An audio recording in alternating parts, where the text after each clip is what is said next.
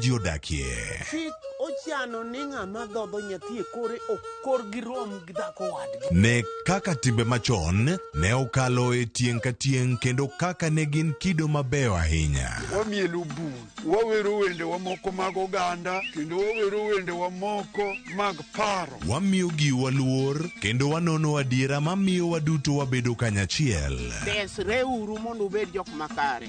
Mana adier. 111 Ngeso ka ngeso, saa 1:45 otieno.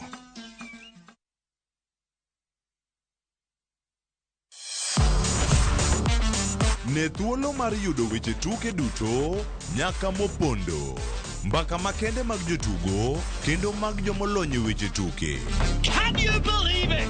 Magite yudore chenro mar pau tuke. The 4.84 kilometers. Nonro matut kod gigo matimre manyien mag tuke duto mawuok e piny mangima. Tudri kodwa ngeso ka ngeso Ramogi TV. Kochakore saa 8 odiechieng' ka wami gik motimore pau tuke.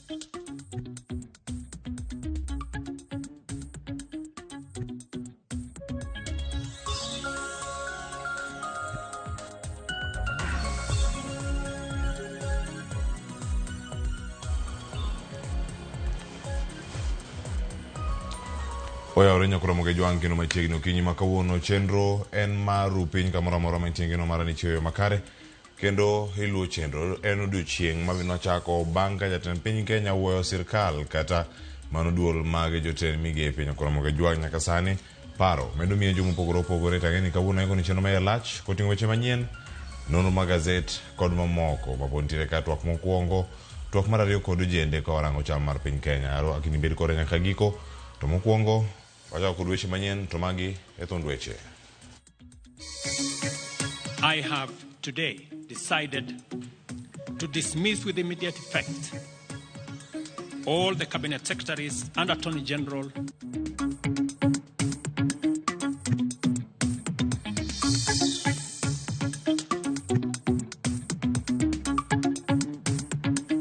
manze decrease fee watu wengi waenda shule manze. Ruto iriebo jere migepe mano point mane wakwayo number 1 gik mano rapod ng'eny.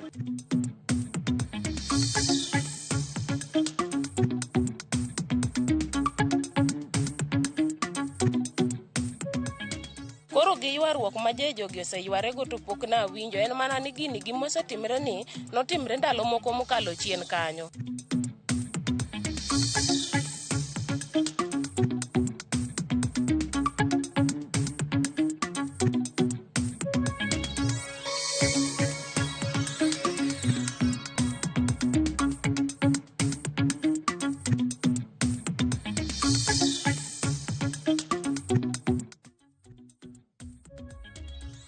Arwaki ni machiegni bed kora kanyaka giko nyinga Cleophas Oluoch jakisumo kanya kwar mokeo nyaka sango. Lemo mara tend migepe mapacho kae koro ibiro mana loki kaluwore kod twak ma jatend piny Kenya William Ruto biro bedo godo kod jotend kweth duond buche mag siasa mamoko. Maelai mane Ruto olando ni obiro kao tok riembo e tich jotend migepe mage duto mak mana ugai margi mag jotend migepe Musalia Mudavadi kaachiel kod jalupne Rigathi Gachagua ka liet mar rowere mapacho ka osebedo ka chwako e wi lokruok magidwaro mondo bedie e piny owacho pod chwakore. Chris Owino ne oluwo noa report no mane kar jot maduong' ma jatend piny Kenya mantiere bur Nairobi kendo koro e kono report machalo kama. Kar sochiko gi dakika 18 kod nyiriri 45, jatend piny William Ruto owuok oko mar apisi mare e kar jot maduong' ma jatend piny mar chiwo twak ne piny Kenya. Good afternoon, dear Kenyans. Ote mare ne oyengo tunge piny Kenya duto ka jotend migepe duto odir oko e gino mabende okelo buok kod mor ne ji mopogore. Recent events that necessitated the withdrawal of the finance bill, which will require a review and reorganization of our budget and fiscal management, have brought us to an inflection point. E lendo makamano, jatend piny bende owacho ne otimo nonro matut kendo yudo jotend migepe mage ok osebedo katiyo kaka dwarore. Upon reflection, listening keenly to what the people of Kenya have said, and after a holistic appraisal of the performance of my cabinet and its achievements and challenges, I have today, in line with the powers given to me by Article 1521 and 1525B of the Constitution and Sections 12 of the Office of the Attorney General's Act, decided to dismiss with immediate effect all the cabinet secretaries and Attorney General of the Republic of Kenya, of the Cabinet of Kenya, except the Prime Cabinet Secretary and Cabinet Secretary for Cabinet Secretary for Foreign Affairs and Diaspora Affairs, and of course, the Office of the Deputy President is not affected in any way. Jalop jatend piny Rigathi Gachagua, ogaye mar jotend migepe Musalia Mudavadi kod jagoro mar buch tend migepe Mercy Wanjau kende ema otony. Jatend piny osingo mar chuogo buch tend migepe manyien bang' timo twak kod jotelo mopogore opogore mag siasa kod jolony e ndalo mabiro. I will immediately engage in extensive consultations across different sectors and political formations and other Kenyans, both in public and private, with the aim of setting up a broad-based government that will assist me in accelerating and expediting the necessary, urgent, and irreversible implementation of the program that we have, including other radical measures and programs to deal with the burden of debt, to explore raising domestic resources and revenues, expanding job opportunities, eliminating wastage and unnecessary duplication of a multiplicity of government agencies, and slaying the dragon of corruption. Mae biro ndalo ariyo kende bang' romo kod ogayi mar Azimio Raila Odinga kod jatend duond bura mar Wiper Kalonzo Musyoka e kar romo maduong' mar KICC kendo singo mar tiyo kanyakla kod jotelo duto ma pacho kae e chwalo piny Kenya mbele. Kata kamano, jatend piny oyango ni chenro mapile ka pile mag sirikal to biro dhi nyime maonge ng'ikruok moro amora e bwo tend jogoro mongirore. Thank you very much, and God bless our great country, Kenya. Jopiny koro oketo wang'gi mar neno jotend migepe madhi duogo e buch tend migepe manyien kaachiel gi kwan jotend migepe maruto dhi chuogo. Bang' lelwar kuom jotend migepe duto 22 kaachiel kod Attorney General, wenge duto koro ong'iyo jatend piny William Ruto ka bende odhi loso sirikal mar barwabar e kinde kod duond buche makwedo sirikal. Chris Owino, Ramogi TV, State House, Nairobi. Kamano nyakoro mojang kano bende poro dhi keto wang'o kwa menyo wechego mano tucho odiochieng'no manyoro. Rowere ma osebedo ka sondo piny owacho nyiso mor ma gin godo tok jatend piny Kenya William Ruto weyo sirkal kendo tero jotend migepe duto pacho. Rowerego wacho ni ma en loch margi mar ariyo ma Ruto ka koro Ruto timo dwachgi mokwongo mano mar lwaro paro mar chik mar omenda ma higani. To kaka Simfros Okinda lero, rowere oniano ni pod okoromo ka pod giketo list margi mano maradhie magidwaro mondo mi sirkal otim kamoting'o tero jatend piny owacho pacho. Mana dakika machuok tok lendo mar jatend piny William Ruto, rowere nochokore e mbui mar X kod kuonde mopogore mar twak ewi okang' mare mar wuoyo oko tend migepe duto. Thoth roweregi onyiso mor ma gin godo ka giwacho ni ma en loch margi mar ariyo ma sirikal timo tok ne sirikal wito oko paro mar chik omenda ma higani. Erika Munga Muholwe mong'ere kod nying mar Amerix e mbui mar X oketo listi mar moko kuom gigo ma Gen Z pod dwaro kuom sirikal kamoting'o chugo duol mar IEBC, luongo jood bura, duoko jambetre mar Amerika thurgi, kojiwo rowere mondo obed akicha e chopo kare dwachgi. I want to tell the governors that now when we are done with the national government, we are directly coming to you. You must be accountable for the public. You must be accountable for the voters who voted for you in, because you are answerable for us. Rowere go bende onyiso dwaro mondo jatend piny oriem jatend jotend migepe Musalia Mudavadi, magiwacho ni lemo mare onge kata e pend chike ma pacho ka. Gidwaro bende mondo jalup jatend piny Rigathi Gachagua bende mondo luw bang' jowadgi kendo gwe taw. Kaka joma chal ni koro taw sirikal gi oko, rowere gi bende osemone jatend piny yo manyien mar yiero jotend migepe kamoting'o duoko piny kwan jotend migepe nyaka ji 15 kende, deo dhoudi duto ma pacho ka e kinde welo ka jotend migepe mibiro yier ojiw mondo ti matek. Moko kuom rowere noloko wachni gir tugo kendo loso pichni mag gido ji e mbui, ka moko kuom gi ne tiyo gi pichni machon mag jotend migepe e nyiso gi anyali. Mana en jatend migawo mar Apeini Murkomen ne ok otony. Thank you, Mr. President, for taking action to such a sycophant called Murkomen. Murkomen alikuwa ametutesa sana sana, anaongea na brightness hadi anaenda kwa TV anasema saa yangu nilileta from outside the country, belt nini, yani alisema hadi boxer bwana. This is unfortunately a minister of this country talking such nonsense in a media. And I want to say, hii Murkomen anasema rudi field ya law. Enda unda law farm yako ka huko baada tukutaki hata MCA huko Elgeyo Marakwet utapata. Rowere koro singo mar bedo akicha ne chenro duto ma sirikal chano timo. Simfros Okinda, Ramogi TV. Ojende ko wana go kanya koro mo jong bende sadek nyaka rom kanyo sabich. Oganda jo Kenya ne okodong oko mar nyiso pachgi e wi okang' ma jatend piny Kenya William Ruto ne okawo mar wuoyo sirikal mare kendo jotend migepe duto noduok pacho. Thothgi orwako okang' makamano kendo koro yangi kako okang' mokwongo mar keto telo e yo makare.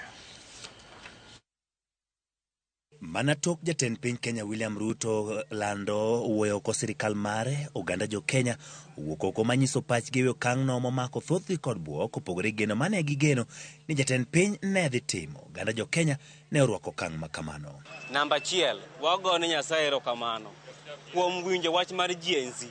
Ruto iriembo jotend migepe, mano point mane wakwayo namba 1. Gik mano pod ng'eny. Adwa mana go erokamano ne Mr. Ruto kuom golo jotend migepe. But gi pacha to pok otieko, nikech by golo jotend migepe onyiso maber ni en owuon bende en incompetent. So en bende onego bed ni ebe opave way for ng'ama nyalo manage Kenya. Moko kuom gi kata kamano ne okwayo jatend piny mondo wuok migawo ma jatend jotend migepe momaki kod Musalia Mudavadi mane giyango ne diataro kod pend chike ma pacho ka. Owe Mudavadi, owe nang'o owinjore ogol gi te kano ogolo. Aneno ni mondo ogol gi agola te nyaka ma pod odong' kaka Mudavadi gini gol mondo wabed gi kwe nikech piny inyore. Bende kwayo ne ogol mondo jatend piny obi oduok piny kwan jotend migepe mobiro yiere telo machielo mane ni omenda mathoth ok otigodo e chudo magi. To kendo wakwayo mondo waduok weche mag expenses piny. Cabinet with the year next obed gi at least 15 cabinet members. Kikelwa ting moingo wa. Cabinet obed joma tiyo ne jopiny mondo jopiny bende ofungre piny. Gidwaro mondo yier jogo mani gilony tayo migepe go mabiro tayo migepe kaka dwarore. Koro jogo nego understand ni gimomiyo gwegi oko nikech nok ginyal tich. Nomigi tich to nok ginyal. Koro wakwa sirikal kasa ochopo ma rais dhi yiero cabinet manyien. Oyiere jogo manya tiyo, jok mantiere gi experience kendo jogo mong'e gima tero gi office. Kiyiero kendo mar ariyo makori dhi ket in place. Ng'ato bed mariek, CV gi ema mondo migi places magintie. Kik ket ng'ato ma lawyer to dhi e roads. Moko kuomgi to ne osekum ninde tich ka oyiero jotend migepe ma oserem tiyo makare. Kitu cha kwanza chenye amejaribu kufanya, hata kama amefuta, lakini yeye bado pia yeye ako njiani, aende nyumbani na wenzake wenye amefuta kazi, yeye pia afuatane na wao, kwa sababu yeye pia hakuna kazi yenye anafanya. Yeye ni rais, lakini lazima ashutuliwe mwanzo ndio afanye hiyo kazi. Sasa yeye vile amefanya kazi, ajue kile chenye amefanya, yeye pia yako njiani kufuata wale wenye amefuta kazi. Ng'ato dhi dala. Tukoro nyoro nyaka dakika mogik jotend migepe mopogore pacho ka ne pod dhi nyime kod tich. Nyaka nochopo sama jatend piny Kenya ne olando ni koro migepe go duto owuoko. E boma ma Nairobi, jotend migepe Musalia Mudavadi nobago romo e apise mago mag Kenya School of Government, kama bende ne gitwak ewi kaka gidhi bero tijegi ndalo mabiro. E counties mamoko bende jotelo kaka Alfred Mutua, Salim Mvurya e kin mamoko ne obago romo mar chiwo singo e migepegi. Kaka Judith Omondi lero kendo koro miyo waler mathoth kaka ne gintiere oko. Requesting that we all be upstanding to observe a minute silence. Okinyi makawuono e apise mag Kenya School of Government, Nairobi. Jotend migepe Musalia Mudavadi obago romo kod moko kuom jotend migepe kama oriwo mar thieth Susan Kumicha, mar tuke Babu na Mwamba, Aden Duale, Florence Bore kind mamoko. Kathor twak margi nen midhiero ma osebedo e pacho ka kuom jumbe adek ma okalo nikech ng'anyo mar rowere. It is important to refocus our minds and efforts on the social contract we signed with the people of Kenya.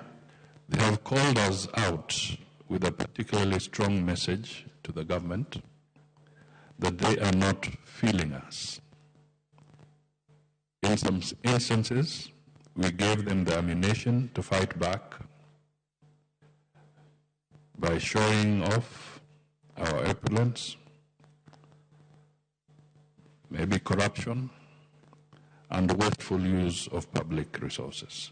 We need to assess whether we have supported the president to improve the governance of our country and deliver on his promises. Mudavadi oyango ne jotend migepegi ni ochopo kinde manyaka koro giwa soksi malo kendo chak wuoth manyien mar konyo jatend piny William Ruto e chopo kare singo mane otimo kod jo Kenya. Must all strive to win the hearts and trust of the people in the remaining period by rolling up our sleeves and going back to work for them. It is time for us to cut our cloth according to our size through prudent utilization of the available resources and targeted investments in areas of the better programs that realize the best results to the target beneficiaries. Komachielo bende jotend migepe moko ne dhi nyime kod lando lokruoge magichano keto e migepegi. Jatend migao mar mwandu manie bwo lowo Salim Mvurya obago romo kod ji matiyo e migaono kendo twak kod jofwambo bang' romono. Kama ne oyangie ni singo mane gichiwo mar keto lai manyasani malero kaka kunyo mar mwandu manie bwo lowo timore e pacho ka gisetimo e counties 24. We promised the country and all Kenyans that we'll go to do reforms. And part of the reforms that we committed to was to make sure that Kenya has a reliable mining data. And I'm happy to say that that program has now been concluded and we have embarked on ground truthing, which up to now we have done 24 counties. E county Makilifi, bende jatend migao mar limbe Alfred Mutua ne ochopo mar tiyo kaka pile. E ote mare, osingo keto taya marienye dhowedhe duto mapacho kae kind singo mamoko. Nitajenga police post on the beach. Ikishirikiana zile za tourism police. Alafu na wanunulia pia zile hizo quad bikes. Unajua zile motorcycles za miguu minne, quad bikes. Wakuwa wanaweza tembea wana patrol the beach all the time. Na isitoshe pia kwa mpango maalum nimepanga nataka kuweka mataa kwa beach zetu zote za Kenya kuanzia kule juu Mamrui mpaka kule kufikia chini ya Msambweni kule Kwale. Chendo mar jotend migepe moko kata kamano kaka mar wuoth Kipchumba Murkomen ma owinjo bed saboro ne okochopo kare. Motelo ne wuoyo telo mar migepegi, jatend piny juma ma okalo nyicha obedo kod romo gi jotelogi, romo ma okang' ma okwongo ne gigoye picha oko mar kar jot mar jatend piny Kenya. Judith Omondi, Ramogi TV.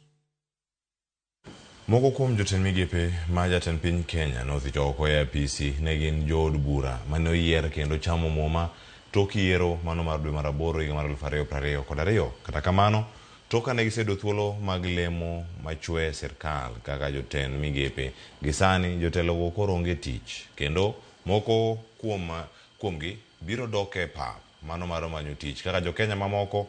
Kawolta Nyambaga nigi ler mathoth. Bang' ne tiyo matek mar manyo ombulu yiero mar 2022 kendo chamo muma kaka jo od bura. We did not abandon our friends. Eventually, kuom ranyisi, Aden Bare Duale, mane en jaod bura ma Garissa Town e telo mar adek, kuom higni 13, Duale ne ogwel kod jatend piny William Ruto kendo mako migawo mar lweny. Pacho ka, kendo kar chung' od bura ma Garissa Town, notime yiero madundo. There's a lot we would have achieved, Mr. Speaker.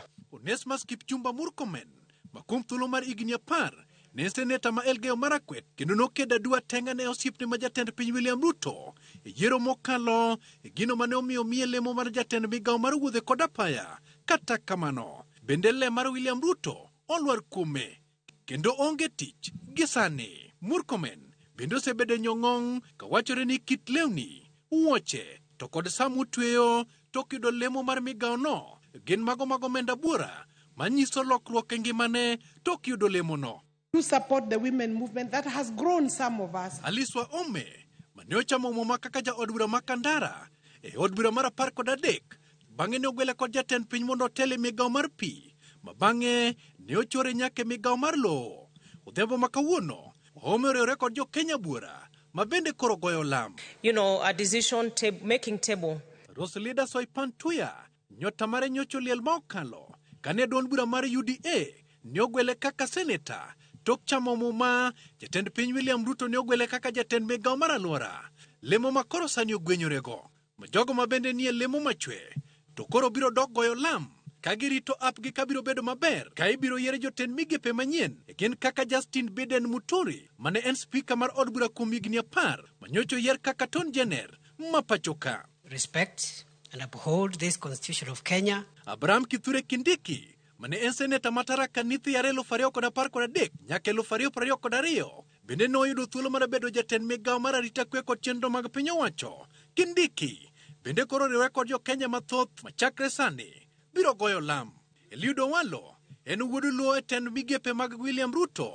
Owalo nyocho chutne lemo mar tudruok kod chenro mag lony manyasani, lemo mane omedo keto motegno e okenge mag piny owacho kaluo, kama ne oting'o pogo chiemo e kony kachiel kod siro girube mag ohala.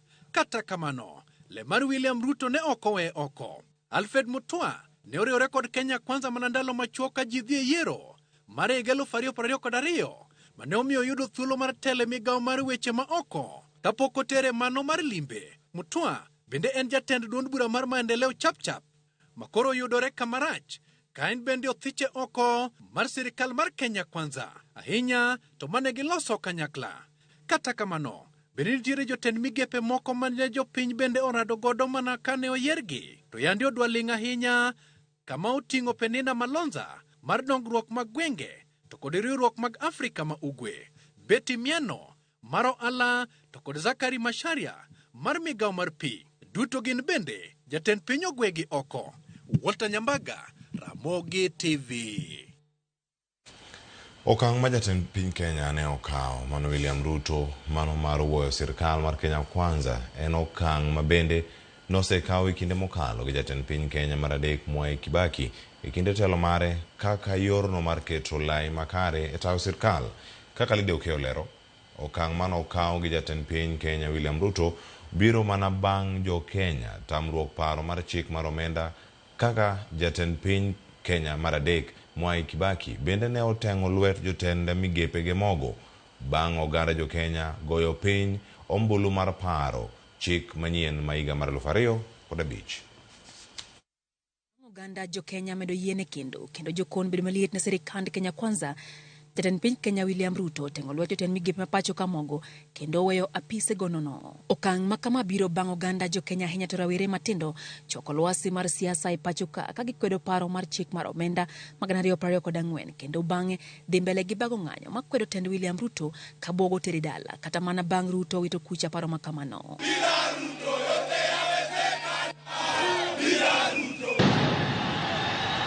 Liet makama ochuno jatend piny Kenya William Ruto riembo e tich jotend migepe duto ma pachoka kalore ni thoth oganda jo Kenya osebedo kasa jotelogo kuom rem tayo piny Kenya kaka winjore. Ruto oke mokwongo wuoyo sirikal mare ka okang' makama bende no okawo gi jatend piny Kenya mar adek Mwai Kibaki e higa mar 2005 kama no wuoyo e sirikal mare kendo oro dala jotend migepe duto e piny owacho mare kaachiel gi jolupgi.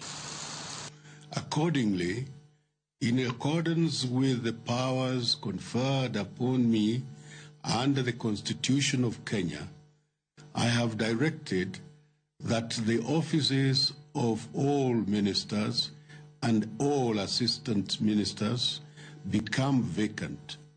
Consequently, the occupants of the said offices cease to hold their respective offices with the immediate effect.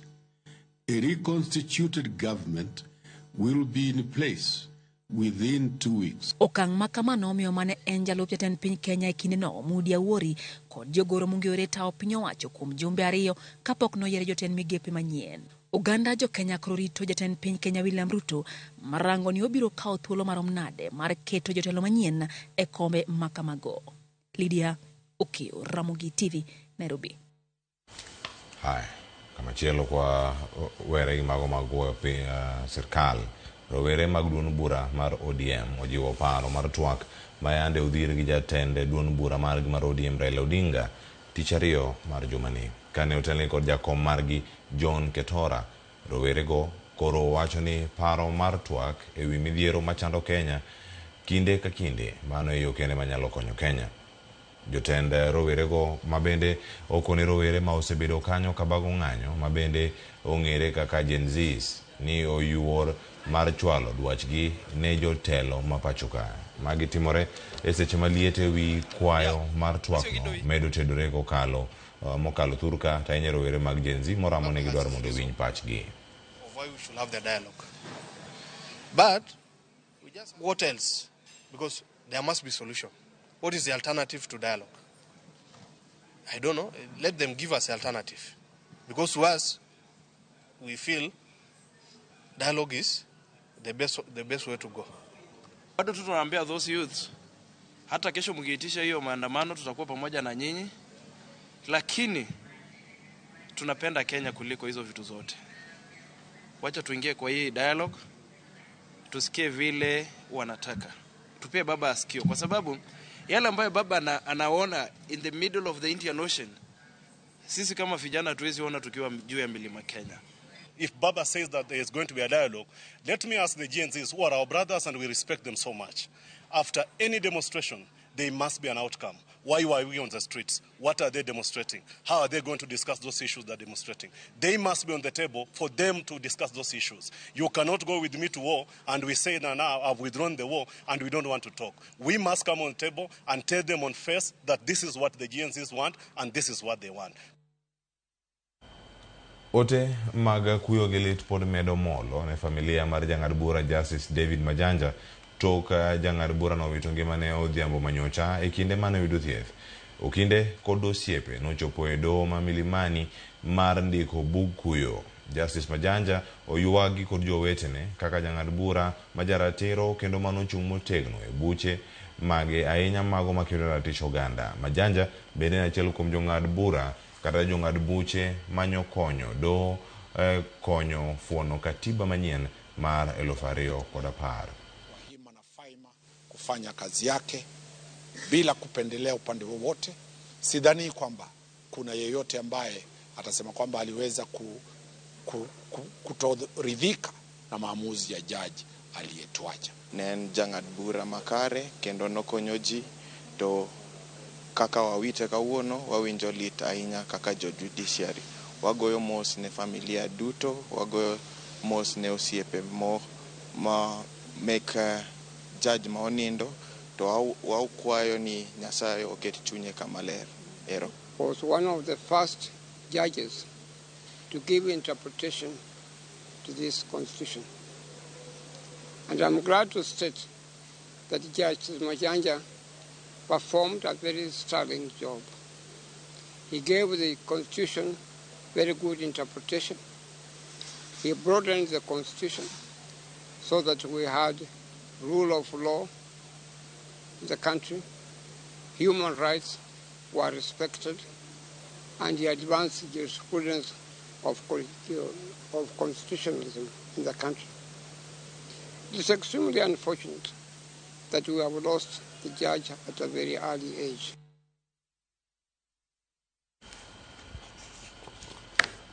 Nakoromoge Jwang kawadhi nyime kanyo marango makeno matimore county ma Kisumu. Obila ma Kisumu otimo fedha mar manyo jago moro mano owang' e ot miyo kod nyithinde adek otieno ma piny orugodo nyoro mano e kar dak ma Manyatta mayudore Manyatta A mayudore machiegni koda Coptic e apaya ma Kisumu Nyamasaria. Jomaundu no ne oolo mauta mar petrol e odno bang' loro dhot gi oko kendo tiayo mach. En mach mane olandore ma owang'o ute mamoko 10 machiegni kod ot mane masira notimore. Jirande chichni ne en gino manokel kod kaluwore kod ywaruok e kind mieno kod jago mane chichni en jahera mare. Ringre otere kar kano ringre ma Jaramogi Oginga Odinga. Ma jogi oseywarego to pok na winjo en mana ni gini gimosetimre ni notimre ndalo moko mokalo chien kanyo to ne watemo matek mane wayudo kaka wamuocho dhot mwaolo pi ma majno sim. Koro gisani to nyaka ne gisani pok nwang'e ywarruok moro amora. An oda no makore gi ode kamae to onge gimoro amora makonyo nyithinde makonyo. Kae waringo mondo wadhi wakony jirandwa no wanong'o ka mach muoche dhot ma ok nyal konyore. Kuru ne onge gima ne wanyalo timo to mano ok mokwongo. Watemo konyo to notamore gima notamore. Kuru kata wan giwa duto kethre gima ne wanyalo timo ne onge. Kwa cross ndara gokinyi kwa biro to wayudo ni ntiere mama mowang'e ot gi nyithindo adek to nyathi achiel ne dhi form 1 moko ne some primary school moro ni e toke kae to ng'at motimo kitendo ni wawinjo ni en jatuk moro da winje gari zimamoto kabiro to dareti to achopo ka to ot matung' makona kucho wayudo ka nyithindo ariyo kwakre nen wuoyi mokwako nyako to mama moro nobet koni gi wuoyi moro gi wuoyi ariyo to yo mane giwang'e yo marach ma chokegi gi ng'etegi gi nenore. Gikanya kromo joge makilo giko magweche manyien nabiro kod nonro magazet kikini mabor kete manaka.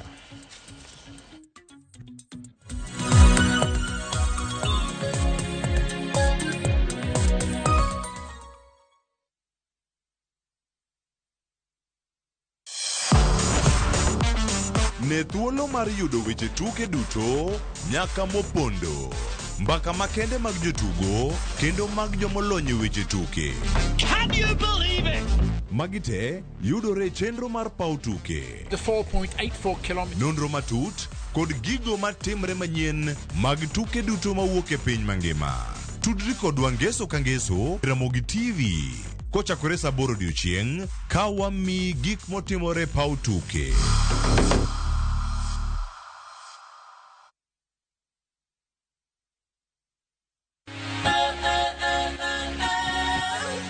Okonyal rito mondo wadhi kodi e wuoth mopong' gi mo.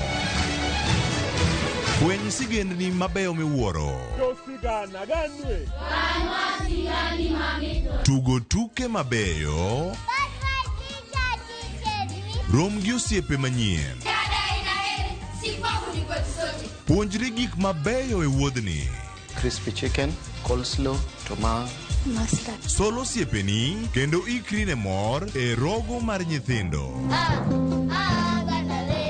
Chieng' ngeso chakre saa 3 okinyi mana e Ramogi TV.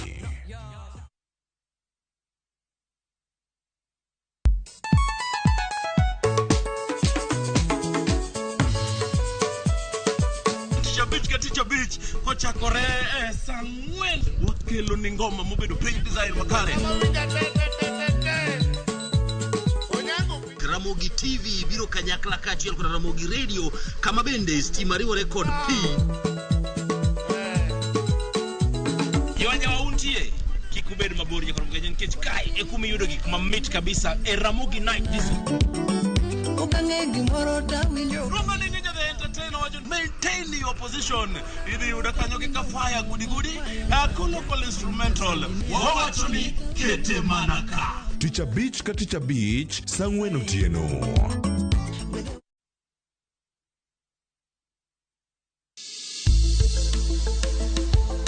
Gimawa en gima duong' moloyo. Nego beni wang'eyo kaka wadak, korka chiemo, exercise, nindo maber. Wakelo ni achiel kachiel lakteche man gi lony mararieya e weche ngima dhano. Kikwa discriminate ne joma nigi ndulume to tikwa pandgi. Ng'eyo en teko. To kodok korka ngima mar del, bedo gi ng'eyo nyalo kelo lokruok maduong'. Wacho ni kendo Ruth pile ni e penj laktar kaindi chiemo watiyo godo mondo wageng tuoche. Wabiro wuoyo gi ji e yo mabiro mulo chunyi kendo miyo pachi yawre. Obwongo gi del gin ga gigo motimre nade moriwore.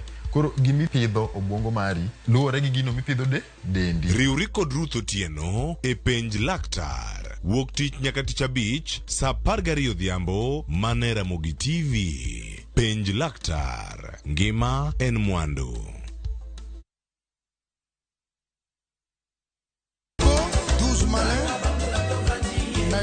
Wakelonu chenro mar Tiedero. Citizen Kenya, Freddy Afune Papa. Kama yude mor mar wende mag rumba kokelni kod Ninja the Entertainer kod DJ Smollett en miel gi wer motimo Cathedral. Eye kanyo bende wakeloni jangolo mar juma. Chieng' Ngeso ka Ngeso chakre sa 11:30 odhiambo nyaka sa 1 otieno mana e Ramogi TV en mor mochwere.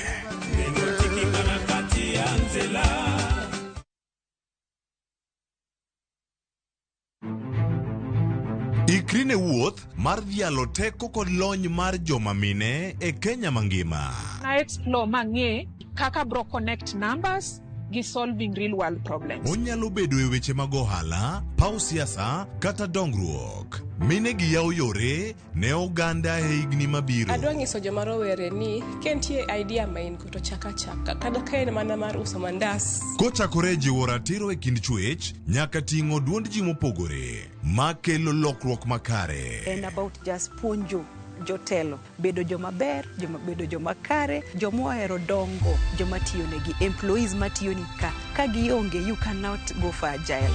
Mine wacho Ngeso ka Ngeso kod Jailieta.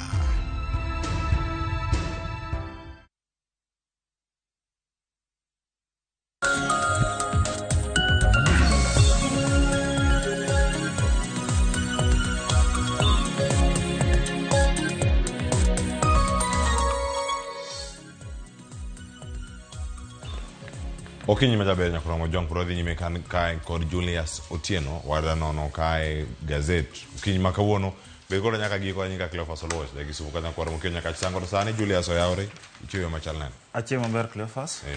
Wasechopo kama ndwana nagi manne boke makawuono.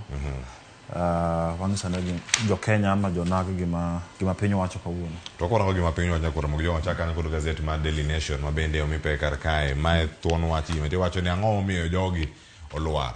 Wacho ni joten migepe duto odhi pacho muting'o nyaka Justin Muturi men Attorney General mapacho ka kachel kodaka mamoko apise modong en mar Musalia Mudavadi kachel kodaka apis mano mar jalup jatend piny Kenya mago jok mabete cabinet kata mano kanyo Masi Wanjau bende jagoro mara cabinet bende nodong kanyo ka gintiere website ma sirkal na ochuj gite odong mana ji ang'wen no gol gi chon kabisa lakini aparo nena gimane jokenya osebedo ka temo dhiro ker mondo ogol cabinet ne te o dissolve cabinet ten kop weche mang'eny ma jokenya osebedo ka wacho ndalo mag ng'anyo iparo Gen Z maandamano na giwacho ni jotend migepe mane nitie go ne ok gin jok mane tiyo ne jokenya kaka dwarre.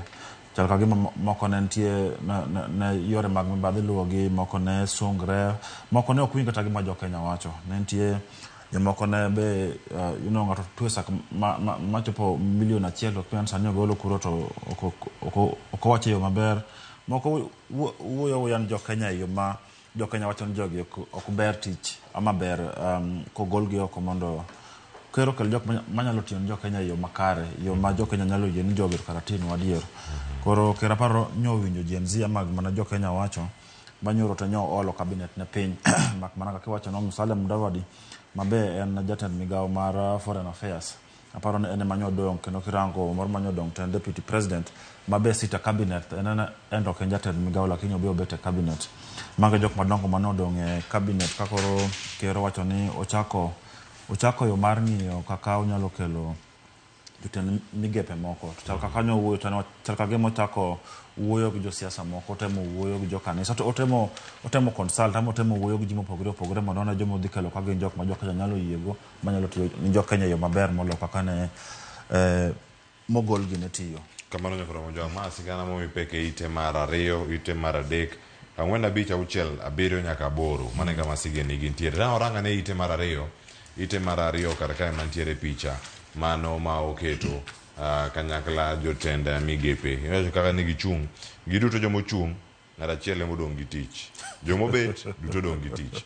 Jomo chung ka jagoro mano mar cabinet mano kar kanyo. Ka mochungi tok jatend piny Masi Wanjawa achiel kuom jogo mantiere. Koro paro ma jatend piny Kenya ni godo mano mar kelo jotend migepe manyien.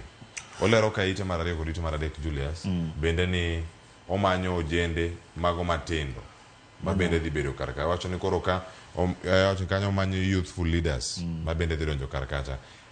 Aparo ni koro ka maker nigi tich matek. Kop odhi temo manyo ng'at ma nigi experience, ng'at mong'eyo gima odhi timo. To youth bi okete ka nyaka waket youth okodwa jok machon ka, jok minuo jok mane nitie ndalo Kibaki, ne nitie ndalo Uhuru, ndalo Moi, mago jok ma jokenya chal ka gima sani olgo. Koro mondo mi oyud jok matindo madhi tiye ne yo maber kaka jokenya dwaro, aparo no dhi bed gi tich matek. Mana kaka no wacho nyoro no odhi timo gimiluongo ni consultation, odhi wuoyo gi jimo pogore mondo ne paro to ng'ama nyalo keto e migawo mane mondo tun jokenya yo makare kaka jokenya osebedo ka wacho ni wadwa jok matimo yo makare. Aparo ne en tich ma gimo wi kachiel ama wigare mabiro ker dhi bed gi tich maduong' kabisa mar wuoyo mar temo ng'iyo jok manyalo tine cabinet kaka jokenya osebedo ka wacho. Nyakoro mojo gigo mane omiyo koro omiyo jotend migepe gi moko kuom gi odhi dala kendo moko bende oriwre kod jowetegi e ting'o msalaba mok magi. Nitie weche mondik malo kae Julius, iwacho ni moko nobedo abeda gi wich teko, ne wuoya marach ne jopiny magitiyo negi. Iwacho ni kama ne gintiere kanyo negi feel entitled, negi wacho ni wan ma sirkandwa mae kama wantiere kachiel koda ka gik mamoko ma ginyiso kaluwore kod lewni magirwako, gik magitiyo godo, nyamburko magintiere godo, to sara magichamo bende jopiny ong'eyo okoromre gi kaka magidak. Nyocha winjo jatend achiel mar migawo manyocha gol no kawacho ni samba norwako nonyiewo 900,000 to ang'eyo msara ma jogo ne yudo ok chop 900,000, ok chop kata milion achiel, lakini king'iyo weche morwako onyiso no orwako weche ma chopo 100,000. King'iyo samotuyo en milion achiel. King'iyo belt wacho no tuyo belt mar moktin na 50,000, tai kende na 20,000 gimo matine ne en pesa ma kang'ata chelo chung kama to orwako gima hawo milion 2 dende nyalre na to msara michul to krom kanyo. Emomiyo jokenya ne penjo to ang'o matek e cabinet mar ker William Ruto, ang'o miyo jok moyiero mondo otin jokenya tiyo gi pesa yo ma ok wayiego. Ka ng'ato orwako gik ma ok onyalo afford kaluwore gi salary ne, koro gima ji paro en ng'ani okwalo pesa mar sirkal ama okwalo pesa mar jokenya. Kanyo ema nokelo shida baparo ngata Gen Z wacho na hapana, wadwa ni ker ool oko cabinet ni te, ok odwa mondo reshuffle, wadwa no dissolve. To mano bende biro bang' kane jod bura mamoko bende osechako nyiso timbe machalo kamagi e mbui. Jod bura mathika ma bende Uganda nobedo kata ka penja ahinya ni to ma en omenda ma wachulo go osara kata osuru marwa emiyudo godo osara titang'onwa kama kisungo ni in gi mwandu go mathoth molo jok mitelo kata senators nyocha wuoye wik mokalo gi wigni senators nyocha gi debate moro maduong' kabisa e senate ka giwuoyo e weche mag matimre Kenya to ne giwacho no ne giso ker ne gol oko cabinet kop jok mane yiero mondo to jo Kenya ok ti jok odhi ng'iyo pesa ma gin ma giyie go to jo Kenya to bet kech koro paro nen gima ne jo Kenya oketo ywak gi to kero osewinjo ywak mana jo Kenya go be denan koro kero winjo ywak ka jo Kenya osewinjo mar ama oseumie yo mang'eny kop nen maandamano nen ng'anyo ma ji mang'eny no neg ji mang'eny pod ni subtanda nyaka kawuono koro ok ne ber kochopo kae lakini kata kamano kero osetimo kaka jo Kenya dwaro koro wanane to jok modhi kelo go be ditiyo kose gibet man machal rek mondo golo Ay, nyakoro moge jwang' maogi nitiere kar kanyo to ite mar adek kanyo bende kanyo range nitiere sigana maikoni kanyo ni koro wenge duto oket kuom jo PS wacho ni PS kata jo goro mongirore migepe gi giromo 51 ging'eny gidhi dong' kar kanyo idhi duogi piny koso moko bende dhi nikech jatend piny Kenya osingo odiochieng' manyoro ni kwan gi dhi bedo ka dok piny kata lokruoge moko dhi bedo kotimo mbele jo Kenya osebedo ka wacho ni namba mar principal secretaries ne ging'eny sana ji 51 ng'eny koro gisebedo ka giwacho ni duok namba gi piny matine mana kaka oboke ne wacho ni koro gibe ok aging'eyo jok mano dong' kanyo go ma koro sani ng'iyo migepe kaka principal secretary ok aging'eyo to wan to kinyo be dhi golwa kose wan modhi dong' kose namba idhi duok piny kose enang'o ahinya sana kata kama gintie giben ok agin yo maber ahinya sana gi yore ma kaka sani kero osechako loko gik moko e sirkal lakini kata kamano kanyo chanjo gi to ng'eny ji 51 to kila ng'ato an machiegni gi milion 1 en pesa mang'eny ma sirkal duoko namba mar principal secretaries ko piny matin koro mogo jok mano katie kanyo ite mar ang'wen iwacho ka nitie gik mathoth manomiyo koro jatend piny Kenya ochopo kamoro matek ahinya mano ite mar ang'wen Kenya koro mogo jwang' wacho ni the wrong move that pushed president into a tight corner ma ema nitiere kar ka mano ka otenore mano dhi ite mar ang'wen gazet mar Daily Nation kendo kanye kama wacho ni ero koro sani girito neno ni jatend piny Kenya dhi kawo thuolo morom nade wacho ni dwe achiel mokalo jatend piny Kenya oseloso kod jo Kenya didek wacho ni ma thuolo ma osebedo kae ka owuoyo to bende pok owuok oko ma Kenya osetemo nyocha dhi Kajiado to bebe en mana within borders ma Kenya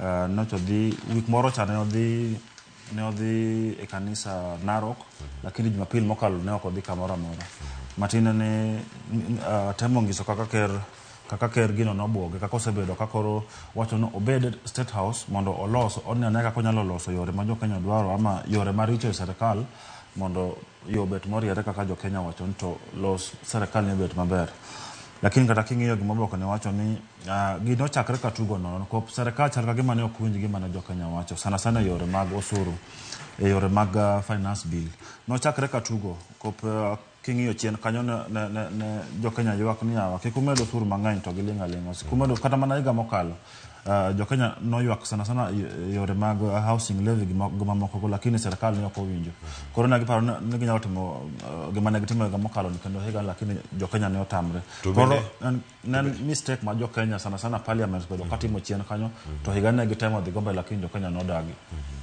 ka kanyo bende irango kae Gachagua jalup jatend piny Kenya osebedo ka kwedo kata chiwo ng'ur ni jok machiegni kod Ruto ma bende tiyo e apise nyabende gi jotend migepe moko nitiere sirkal mano kokale od bura osebedo kamiye tich mayot kata ok winje gino mowacho kata ikine ma otemo konyo jatend piny Kenya ma bende achiel kuom gigo manonenore kinde mane igoyo kane jatend piny keto koke e paro mar chik mano mar IBC mano weyo oko ni kara Iludingo osewuoyo Ruto mowuoto koro lore ma Ruto wacho ni oyo koro donji ka mondo mimbi losi pogruok ma kamano aparo mana kaka wacho no deputy president osebedo ka wacho kendo osebedo ko wacho e press conference e kanise kuonde mowuothego ni nitie jok moko man machiegni gi ker maparo na gin gi teko mang'eny molo kata mana ker giwuoyo gi jo Kenya marach gitiyo gi pesa marach chieng' mono wacho ni ng'eny ministers ama jok manogolo tich go odak mana ka gin mana ndege gin mana pinje moko moko loko mana lewni e airport ka kendo gidum gidhi e pinje moko matin kata jogo wegi ker wegi gi jalupne kata kiparo ndalo moro kanyo ker nowacho ni jok mane tine ne gin incompetent ne ok giti teacher mano migi iyo kaka ne kero paro no jogo nyalo tiyo kora paro ne tibe osebedo weche mang'eny ewi ministers go ama ewi cabinet secretaries mane sagi paro no osechopo nyaka ne gidhi dala nono ka gin kanya koro moge jwang ipenjo kanyo ne gin ojende mane omiyo weche gi duto chopo kare mano wadhi e ite mara beach Gen Zs koro no kono jatend piny Kenya mondo mi owuo weche gi mago maga kata kuku matenda migepe mae gi yo manotim kacha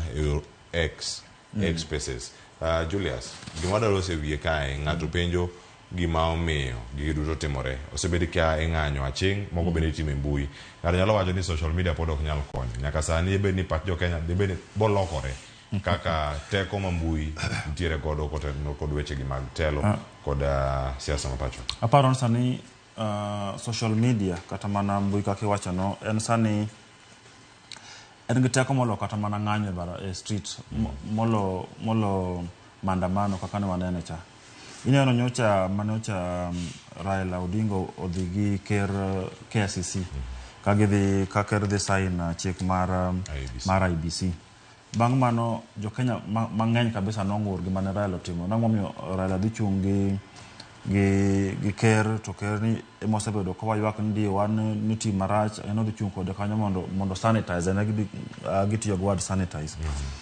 koro aparo ni Raila no wacho ni owinjo gima ne jo Kenya wacho matin nen ywak makato enowegi no chopone matin ne online ama social media ama mbui mana kaka kete no en sani tool moro ma powerful en gima ma kata keru winjo actually kero se winjo bosa loko chika kaka ne oseloko gik moko serikal kaka jo Kenya wacho kati paro nyocha kero donjo X Space tichabichu gik mokalo no donjo bo wuoyo gi jo Kenya mang'any kabisa X Space matin ne en gima nyalo kelo lokruok e Kenya en gima kapon jo Kenya kaka sane timeni to jotelo nyalo winjo molo makata koka gidhi maandamano makoro gidhi e barabara ni gidhi maandamano ama gidhi e ng'anyo lakini e social media sane ngi teko molo kaka ne ntie chon ama kaka ne ntie higni moko mokalo mano bende nyakoro mogo jongo rangane e ite marauchiel ka tigi ntie sigeni ariyo madongo mantie ka gimomiyo Mudavadi odong gimomiyo Attorney General mapacho ka JB Muturi mano machon koro ne odhi dala kae mara Musalia Mudavadi ilere karaka kendo ntiere diere ka iwacho ni ero kalore gi nonro motim kod gazet ni mano mar Nation giwacho ka ni Gachagua ne chal ka gima ok nyal tae migepe modong ka e yo makare ka Mudavadi nodhi kalore gi experience mantiere ka mane gimomiyo Mudavadi odong kaka jotend migepe bende en mochung ne jakom makelo kanyakla jogoro mongirore kachiel koda ka mano jatelo mano mar public service Felix Kosgei kendo dhi bedo nyime ka otayo chenro mamoko mag migepe gi wende achiel kachiel nyaka chieng' gino miluongo ni broad based cabinet Olandi mane wach mantiere kar kae kotenore kod gimomiyo Mudavadi ne odong lony mare mantiere godo mar konyo sirkal bende ng'e Mudavadi osebedo jalup jatend piny Kenya osebedo sirkende mopogore opogore e lemo mamoko bende en gi experience moro to Gachagua osebedo jaod bura ma Mathira tamachiel jalup jatend piny Kenya sani osedhi ochomo higni 2 lakini king'iyo mar ker nigi teko mar golo tich Mudavadi kaka prime cabinet secretary kendo cabinet secretary mar foreign affairs lakini onge teko mar golo deputy ne ama jalupne but king'iyo mar Mudavadi gi ker aparo ne ntie agreement moro mana gin go ker ndalo mane gitimo siasa cha ntie pre-election contract ama deal mane gisign mane nyiso ni Mudavadi dhi yudo ma kaimo dhi chunge kora paro ni ker kata kiweyo yore kaka jogi wacho no Mudavadi makoro sane dhi coordinate ministries modongo nyaka kel ministers moko aparo no oluwo agreement mana gin go gi gi ker kane pok oyiero timre cha. Aparo ne en promise, political promise ma ker okipa ma oketo Mudavadi. Then king'iyo Mudavadi ma kaka iwacho no, king'iyo cabinet no te, Mudavadi kata kigolo Ruto oko, Mudavadi yang man gi experience manigi experience maduong kabisa malo jogo te sana sana yore mag kaka serikal tiyo, kaka serikal ringo. Kora paro ne en ngama osebedo ka konye ker kata ker nitel boko ndalo ma kono wacho ni Mudavadi osekonye sana sana yore mag foreign affairs. Kora paro ni Mudavadi sani ngama gi experience ngama kero gene ni nyalo konye tayo serikal ka gidhi mbele. Ngakoro mo juang kai to bangin ti mara Justin Bedan Njoka Muturi. Ipenjo ka ni no wuok.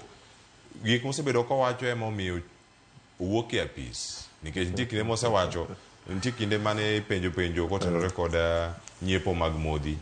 Wacho kamano higa mokalo, mano dwe mar 10. Kano chopo nyim komiti no mar od bura mamalo, mano machung' ne weche go mag teko. Noduoko kanyo ne wacho ne oyo ofisa no kupenji, noko som paro kwa e ofisa. To mae telo monego bed ni konyo jatend piny Kenya gi paro maliwe weche gi mag chike. To mae telo bene moneno ka buche gik mathoth ma jatend piny Kenya William Ruto timo itere doho, kendo doho wacho ni magi gin taro mar chik. Nyaka machiegni ka nen mane ma otimo dichieng' manyoro, mano mar loso task force kata commission no mar inquiry on Shakahola. Mano kama ne gintiere ka. King'iyo sigana no gocho kata mano dichieng' manyoro, nitie oboka paro nen standard.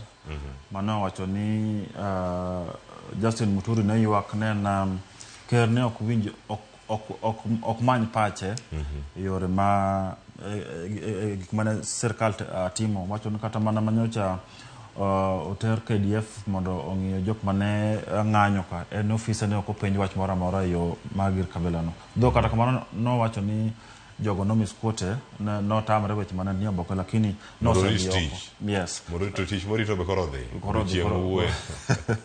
aparo ne gik mos bedo ko wacho kata ka ji wacho ne chal ka gima ne noko matin, jogo ne ok consult yo kaka ne be no tiyo koro ne idol kaka ne ji moko wacho, lakini kata kamano chal no wache oko ba ochopo ker koro labda mane momiyo ker wacho bwana in koro gweta oge oko mar cabinet matin mondo wane ngama wadhi kelo manyien mondo ota yore mag state law office. Ai nyakoro mo juang mago gi matho thangi som katna ke ite maraboro karang karkanyo iwache karkani Muturi was a lonely man at the state law office. Mano ajelo kom jogo mantiere kanyo ma wacho ni kik wach ni en jog mage bawo kama gintiere kanyo kai wacho ni en ngama advice mare ne ok man e kinde mathoth nyakoro mo juang aden waringe no dhane ite mana par ntiere sigana mantiere kae poten record tho mano mar jayal bura David Majanja beno wito ngimane nyocha.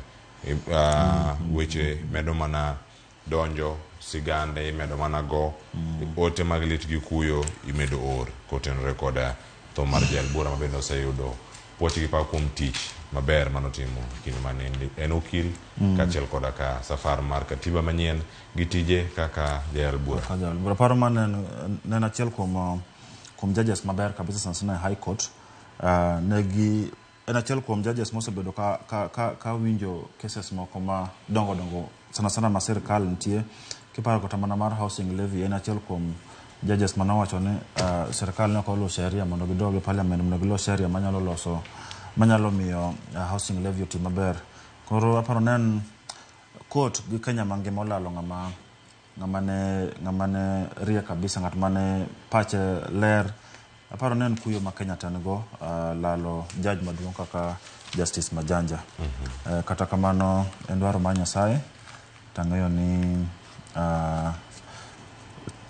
Judicial Service Commission nyalo recruit ngama nyalo dong' e loye kanyo mondo dhi mbele gi tich manotimo.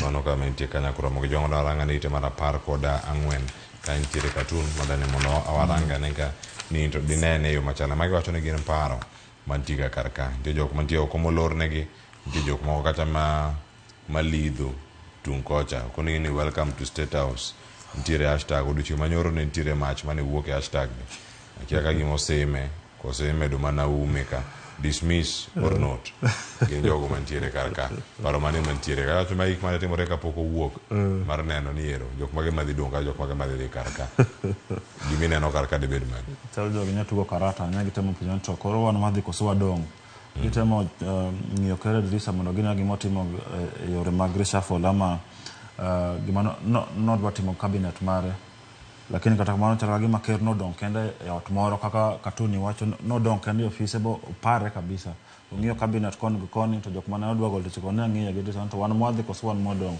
to tinga to bende piny ka tinga to Ejega to piny kanto nyaka jenzi malo kanyo mochung ne president mesa kanyo to ang'o matek aparon magin cartoon ma iluongo ni speak to power tema wacho ni so gima dhi mbele serikal ni en gima chal kama to gima timo kama ai nikora moge juang bende ang'eni weche thoth kaka ng'iyo gazet mara Daily Nation ang'yud thuolo mar nena ne piny kanyo gima timore county ma Homa Bay county assembly clerk obedo suspended mano Faith Apuko mabende nitiere kar kanyo mane luongo kanyo gi weche mag tiyo kod omenda arietha ahinya mago mantiere kar kanyo kaachiel kod weche mamoko mapontiere kar kanyo de waer mar rango ni gin to gin weche mage madhi bedo kae weche mag tuke ikruok ne Olympics nitiere kar ka idwaro list ababu na mambo dhi ka list mana wacho chapodi kogo chopo kare weche mag Euro bende nitiere kar ka gazet mar The Standard penjo kar kanyo ni is it really coming home bende England dhi kawe koso dhi chalo nade final sigo chieng' Jumapil saa 4 otieno wach mari mogi kipachi e weche mag tuke gi dibed mane ka watieko Julius ale male man England okawe ko subeti gni mang'eny kabisa kata kamano Spain tangen pek ok yo mayot opek yo mapek kabisa makata ang'eni England dhi bedo gi tich kabo an gi nyalo en bahati lakini akwano England wang'ne ko kombe ma Euro ai mano kako dhi bedo kar Julius ago ni erokamano erokamano koro mujo mane makelo e giko oriti masani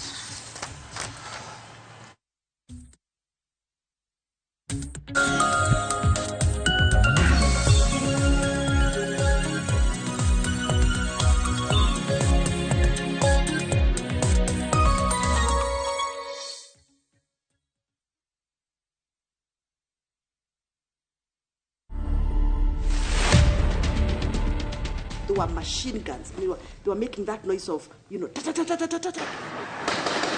When I saw those children lifting their hands up and saying, "We are peaceful." To Kowengi, we are peaceful. I'm sorry. I feel we need to heal as a country. Yeah. To watch this story and more, download the Citizen Digital app today. Kenya's #1 app, Citizen Digital.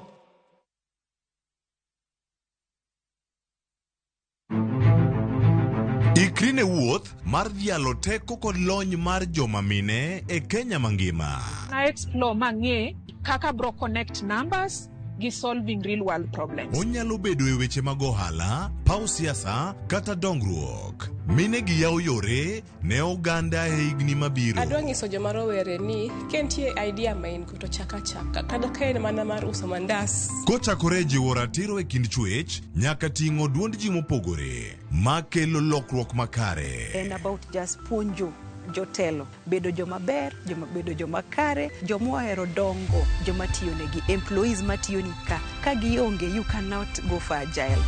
Mine wacho ngeso ka ngeso kod jailieta.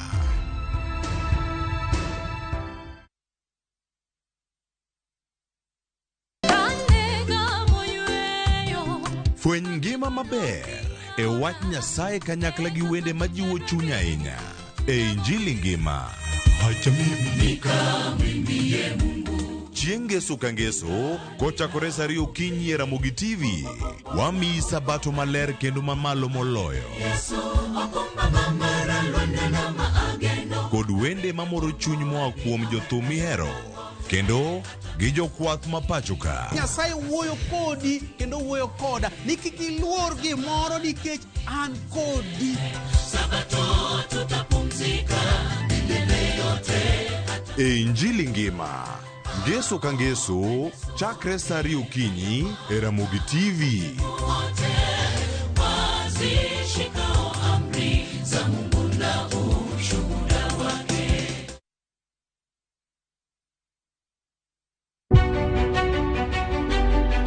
Chakre kinde mosekalo nyaka e chuny ngima ma pile ka pile. Tiprosa dawa iwacho neria marach kendi dwa hewe kendi riambo moingo dawi. Wuoth kodwa sama wanono sigendni mabeyo mag gwengewa.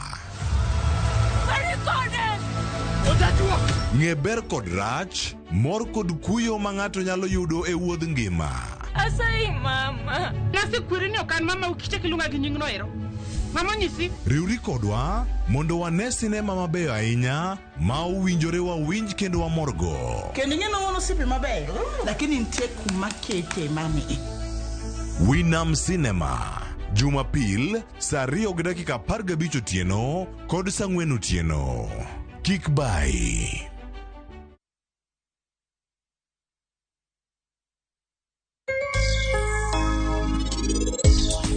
Penj laktar kokalo Ramogi TV ngima en mwandu iluonga ni Ruth Otieno kendo en ga morna mar bedo kod odiechieng' kod odiechieng'. Singilindo waya mtu. Jealousy. Oh my God.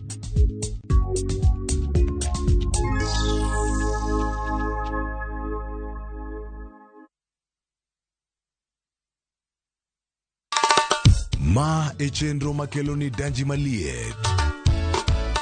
Ma e chenro makelo ni weche mamolo seche duto. We are only beating job. Kik od belo bai. Kawuono an kod moral mar mdakel belo kaka winjore. Ma e chenro makelo ni duond yawuoto nagi. Wakwa rowere bende kiyudo matin kik icham te ikungo. Duond mine Kaja odi miyo nigi pesa malo dichuo. Support. kod ohala. Gimotimo as a fashion house, we measure in both ladies gi chuo. Mane mbak ndalo chakre wuok tich nyaka tich abich saa 8 odiechieng'. Mane Ramogi TV.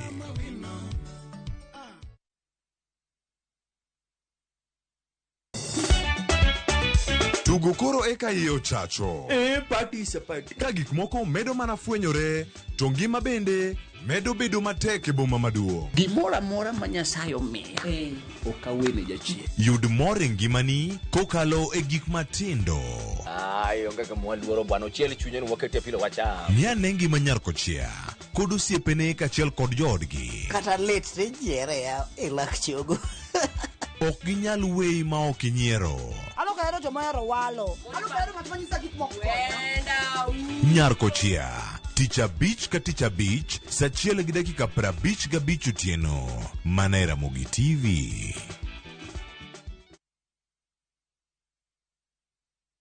Oya sister. Ni aje? Kama nikuchapie, kama nikupe ujanja. Nipeleke na rada bro. Unaona ukitaka kudate mwanaume. Uko single wewe? Niko single mbaya. Nipeleke na rada. Angalia timu mtu ana support. Why? For example, mtu wa Manchester United. Usidate huo chali. Huo ni mtu wa past glory. Huo sasa nikukudishia kama vile kulikuwa. Mimi town ilikuwa inanijua. Unapenda kutuingia brother. Kwenda toka hapa. Hadi ndado lipiga. Toka hapa. Dial *811 344# to get mtu wa past glory.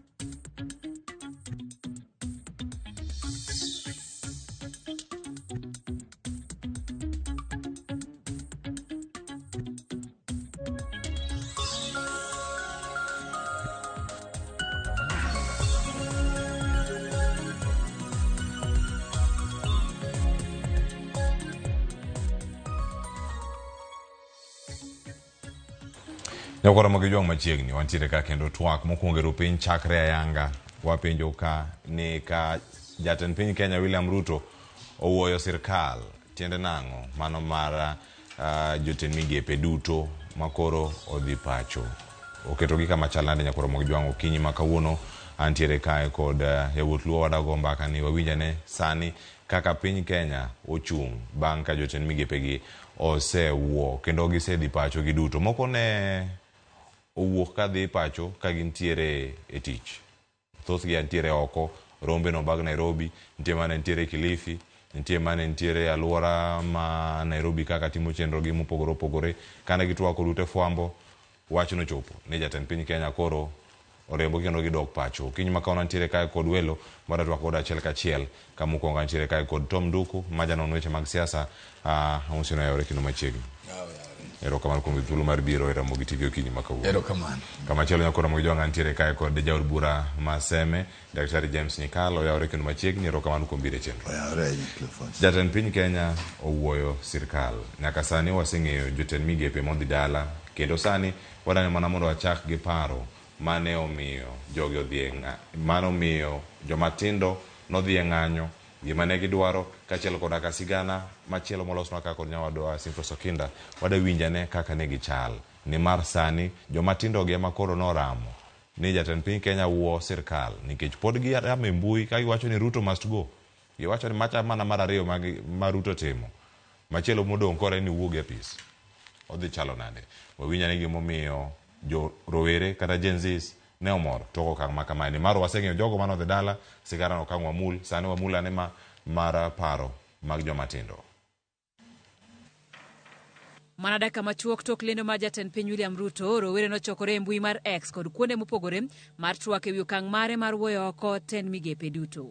Thoth roweregi onyiso mor ma gin godo ka giwacho ni ma en loch margi mar ariyo ma sirikal timo tok ne sirikal wito oko paro mar chik omenda ma higani. Erika Munga Mukholwe mong'ere kod nying mar Amerix e mbui mar X oketo listi mar moko kuom gigo ma Gen Z pod dwaro kuom sirikal kamoting'o chugo duol mar IEBC, luongo jood bura, duoko jambetre mar Amerika thurgi, kojiwo rowere mondo obed akicha e chopo kare dwachgi. I want to tell the governors that now when we are done with the national government, we are directly coming to you. You must be accountable for the public. You must be accountable for the voters who voted for you in, because you are answerable for us. Rowere go bende onyiso dwaro mondo jatend piny oriem jatend jotend migepe Musalia Mudavadi, ma giwacho ni lemo mare onge kata e pend chike ma pacho ka. Gidwaro bende mondo jalup jatend piny Rigathi Gachagua bende mondo luw bang' jowadgi kendo gwe taw. Kaka joma chal ni koro taw sirikal gi oko, rowere gi bende osemone jatend piny yo manyien mar yiero jotend migepe kamoting'o duoko piny kwan jotend migepe nyaka ji 15 kende,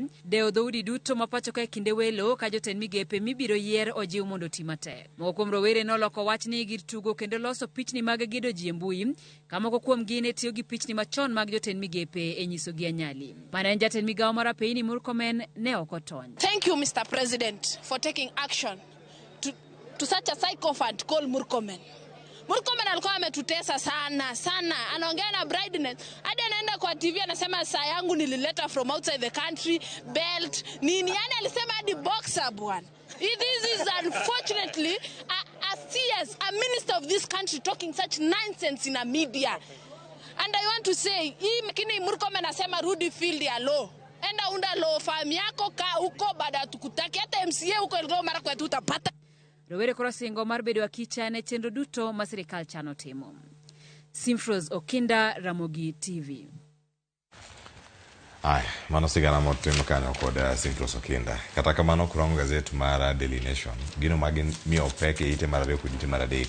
Giwacho gima jatend piny Kenya ne ochungu kata oriembo jogi pacho. Wacho kanyo ni jogi ne nyiso achaya mamalo ne jogo magitiyo negi, ne gin entitled, kata ne giwacho ni ma sirikandwa mathoth ahinya. Giduto bende wacho ne gitiyo arietha kod omenda kod gigo bende maginyiso jopiny.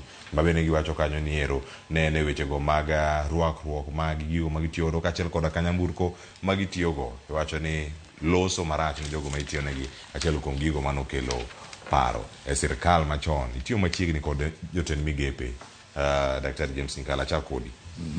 Nyaka sani ma ok en mokwongo ma oneno ka iwuoyo cabinet mangima madhi dala.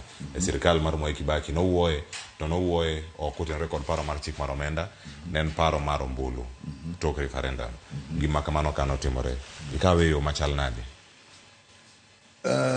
Ma otimore nikech jopiny moloyo nyithindo ma Gen Z ne neno ni piny dhi marach. Ma finance bill, an kaneno finance bill, ochalo kaka ne Kenya chalo, ochalo kama lori moting'o petrol ogore piny to ji pod tuomo petrol to ng'ato biro gi ndawa kamadho kata kibrit. Koro finance bill ne chalo na kibrit momoko gima nyocha rach e piny.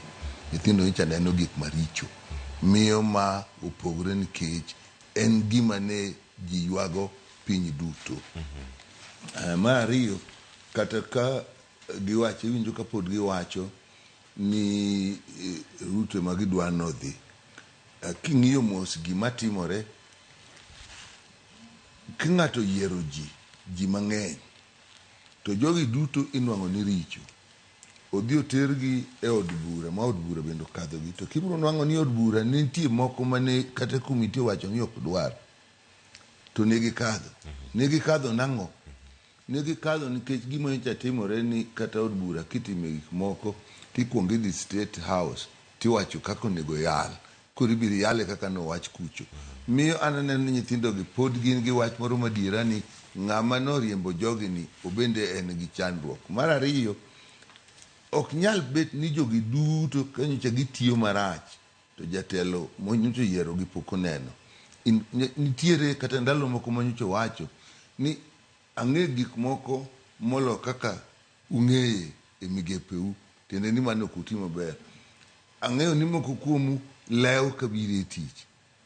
Mano nowacho ka ji neno. Tende ni kata en owuon nong'eyo ni joge ma en gogi mar kabinet ne ni ok ti maber. Miyo ananeno ni ma en chakruok mar lokruok ma jo Kenya dwaro. Kik ji ng'iye ni finance bill kende koro owo cabinet kende. No, nitie gik mang'eny mapod nitie monego ng'iye ni ang'o madwa losi ma kik wachopie gini. Jatelo wuon an kipenja, ng'amonego kuong lokre pache en jatelo wuon. Kata mana finance bill makoro kelo wach ni ka komiti obiro kode, ka komiti pok okele bunge, jogi orawo kode ma gidhi giwache State House. To mano to koluwore kata gi chik. Kata mana ji duto wacho ni gini ok wadwar. To ka nochopo chieng' midhi go bura, gidhi State House. Ng'ama ne loso kuro State House, miyo ananeno mna ni jo Kenya omiye thuolo, kapo ni mane ka omiye thuolo mondo golo jogi en ma mondo wuon bendo ochak lokore. An mane kaka nene. Erokamano ahinya. Tom Duku akelie pap. Saa 9 gi dakika 18 gi yiereri 45 kaka Chris Owino kete. Jatend piny Kenya owuok oko kendo timo milome. Ochako mabor konyopo diere kaka orwacho ni teko momiya kaka jatelo mar piny akawo thuolo ni mara wuoyo kuku mara ten migepe mapacho kar jomodong Rigathi Gachagua jalup jatend piny Kenya kod jatend jotend migepe kod jatend migawo mochung' weche mag tudruok kod pinje maoko mano Musalia Mudavadi. En gimobiro ni kabuok koso mana sun mosebedi kanyo pisundo go sirkal. Actually gima nyalo wacho Simon chapoko chopo to mano nyo en gima nye biro. Ting'eni kikwase mana President Ruto kende. Parliament ma mheshimiwa betie na teko kabisa. To parliament ni moso disappoint wa. Samuel wuoyi weche moso di maraj. To nyaka wawach nyaka wajumbe wabende. Kech wajumbe gi gine magi kalo chike. Tiboro nwango nu wajumbe mama keta mama maneni ni coalition. Bende ntie manoparo na serikali timo maber. Koro sani kineno gima president timo. Gigi ma jopiny owuok oko. Joma nyocha go kura ka. Mheshimiwa anaka. Gindo gidhi timo genade. Nikech ero koro sani to so golo joma nyoro iwacho nikech jogi nyitimo na budget. To joma nyoka lo budget wegi to en mheshimiwa gini. And you can't blame one side we kamoro. Kekita wabende jo wanti manyogo kura kono. Iwinja. Koro gima mheshimiwa giro timo. As a house, ma is responsible. Kesa ni teko mang'eny ni bunge moloyo kamora mora. And gin guweis, give a watch on kogo kura. That is the last position. Por ginyalo dhi kati court for an opinion. Iwinja. Ma ng'eny gi ogitim. Anyalo wacho ni mheshimiwa ahere ni keseche moko joketa amendments. Inyane nutako chunga na matter of principle. To gima bunge ma ananyalo wacho kama mheshimiwa ni kai. Wan mheshimiwa gik mang'eny ok wadwa kuom. Gima dwaro kuomu doguru piny to so the archives. Mondo some session of paper. Mane Kenya bedo founded. Kenya no bedo founded on 3 core values. Ni dwaro ni jo som, idwaro ni jo yud chieth, idwaro ni jo bed gi chiemo. The rest of the things wanyalo solve as we move along. Ng'amariek ng'ato ok nyalo dhi bugik nyaka university. Tiwacho ni podi dwandi ketich. Ng'amo gik university en ng'amo nego bed ni obedo innovative, en mogero piny bo chako yaw tije moko. Diploma people, the principal people are there matimo ga gimilon technical job. Gine magi enable industries to grow. Tich nu kuomu kaka wajumbe. Behavior ma piny nu kuomu kaka wajumbe. Ka un jo motegno to nyalo tamore bu minister okinyatiyo. Ok ni jo piny manyaka wogwoko. To kata nako joma ni bunge and mawakoro wawuoyo across board. Ibro dhi parliament kanyo. Mheshimiwa bro nwango ne kanene jayemo lal. Cabinet luong state house kai. Ngama no wok bo ito bandera pinin masinde muliro. The rest of the people were quiet. Ku konyo lal ka. Ngama no e bandera ne piny en waruru kanja. So wabedu jok moko makwa na House of Representative. To obey the House of Representative. Budget ni nyojo pinyi wego koko. Majo pinyi kuru chupo kama some. It was wrong. Angi manyalo kuwai. Wangi kumute mogi magi side shows. Riambo cabinet timango magi okony Kenya. Gima konyo Kenya eni ngato kinyal tiyo matek busomo. Koso somo to kididi keto ne vikwazo. Some manyalo miyo ngato nyalo yudo tich. Emanyalo miyo ngato riembo mtoka. Emanyalo miyo ngato chul tax midwaro ni. Gimu kuongo dhubed piny. Kada kuponu weyo CDF. Weuru. Mondo pesa no obed odhi free of charge. Mondo uranga ku monitor ne. Ango miyo nyathi man seme cha. Nyocha kodhi secondary school. Ango miyo pesa ne nyoko chupo. Mondo school obed no somo en free of charge. Hospital manitie. Obed ni chieth nitie. Koro in kaka ng'amariek. Institutions gi. Udo chagi mondo an institution kaka Kenyatta University has given us an example here. Nena teaching university. Kanyo gichako kata hospital ka. They are doing very well in medicine. Ini nyalo konyo ji mondo reason in the committee mitele maelcha. Mondo ji otim research. Nikech sama ji timo research, you invite money, you develop brain. Sama brain timore, ohala timore. The business grow. We'll get okwabile ba jo piny gi taxes mang'eny gi. An mani menyalo kuo. Ero kama na yangeni anyekal kade kinde mokalo mashima wasbiro kwa loso kendo sebiro kiwacho karka ni ndigi mathoth ahinya kata komiti ma entiere kaka jakanyo mar weche mag thieth. Sirkal pod bed ni omake mafuanda gik moko wuok mana ka jot ma jatend piny Kenya ka biro nu e komiti kalure kod kom kata telo mare. Koso bed no chalnade komiti mane entiere bende mano mar health ma pod entiere nyaka sani. Kanya range dibed ni jotend migepe gi nikech gidhi komiti mopogore opogore noloso chike mondo mi gibi giduok penjo kata nyocha ka Kipchumba Murkomen akoro de dalani ne entiere e komiti ka duoko penjo. Musalia Mudavadi ne duoko penjo. Penjo gi duto. Debe ni kata jodi burano kuneno nyao mag jotend migepe gi duto. Jatend piny Kenya monene kende koso unu muchwalo paro. Mano no wacho ka chieng' mane yiero gi. Nitie achiel kata riyo mano wachi ni okono go bedi. To ka koro chopo samigo kura. To kuro ka okadho. Gima duong' ano kapar ni dala nyalo bet madongo maber ka wuon dala hiye ok chunye ber girito dala neno kata bed gi nyithindo mabeyo mon mabeyo to ok nyal gima timore ka an pod dok mna malo adiera wacho ni jobunge od bura bendo nego beni nego lweny to wanyisi kaka od bura chandre sani uchagi komiti. Okay, ano katele komiti no. Ini jakanyo. Ana jakanyo. Ma actually kani yiero asete moderayo. To noko na moro dwali manoko na ni kakikiling ni ng'eyo ka en siasa. Okibitele ango e komiti ni. Kurani komiti ng'enyo kanyatelo.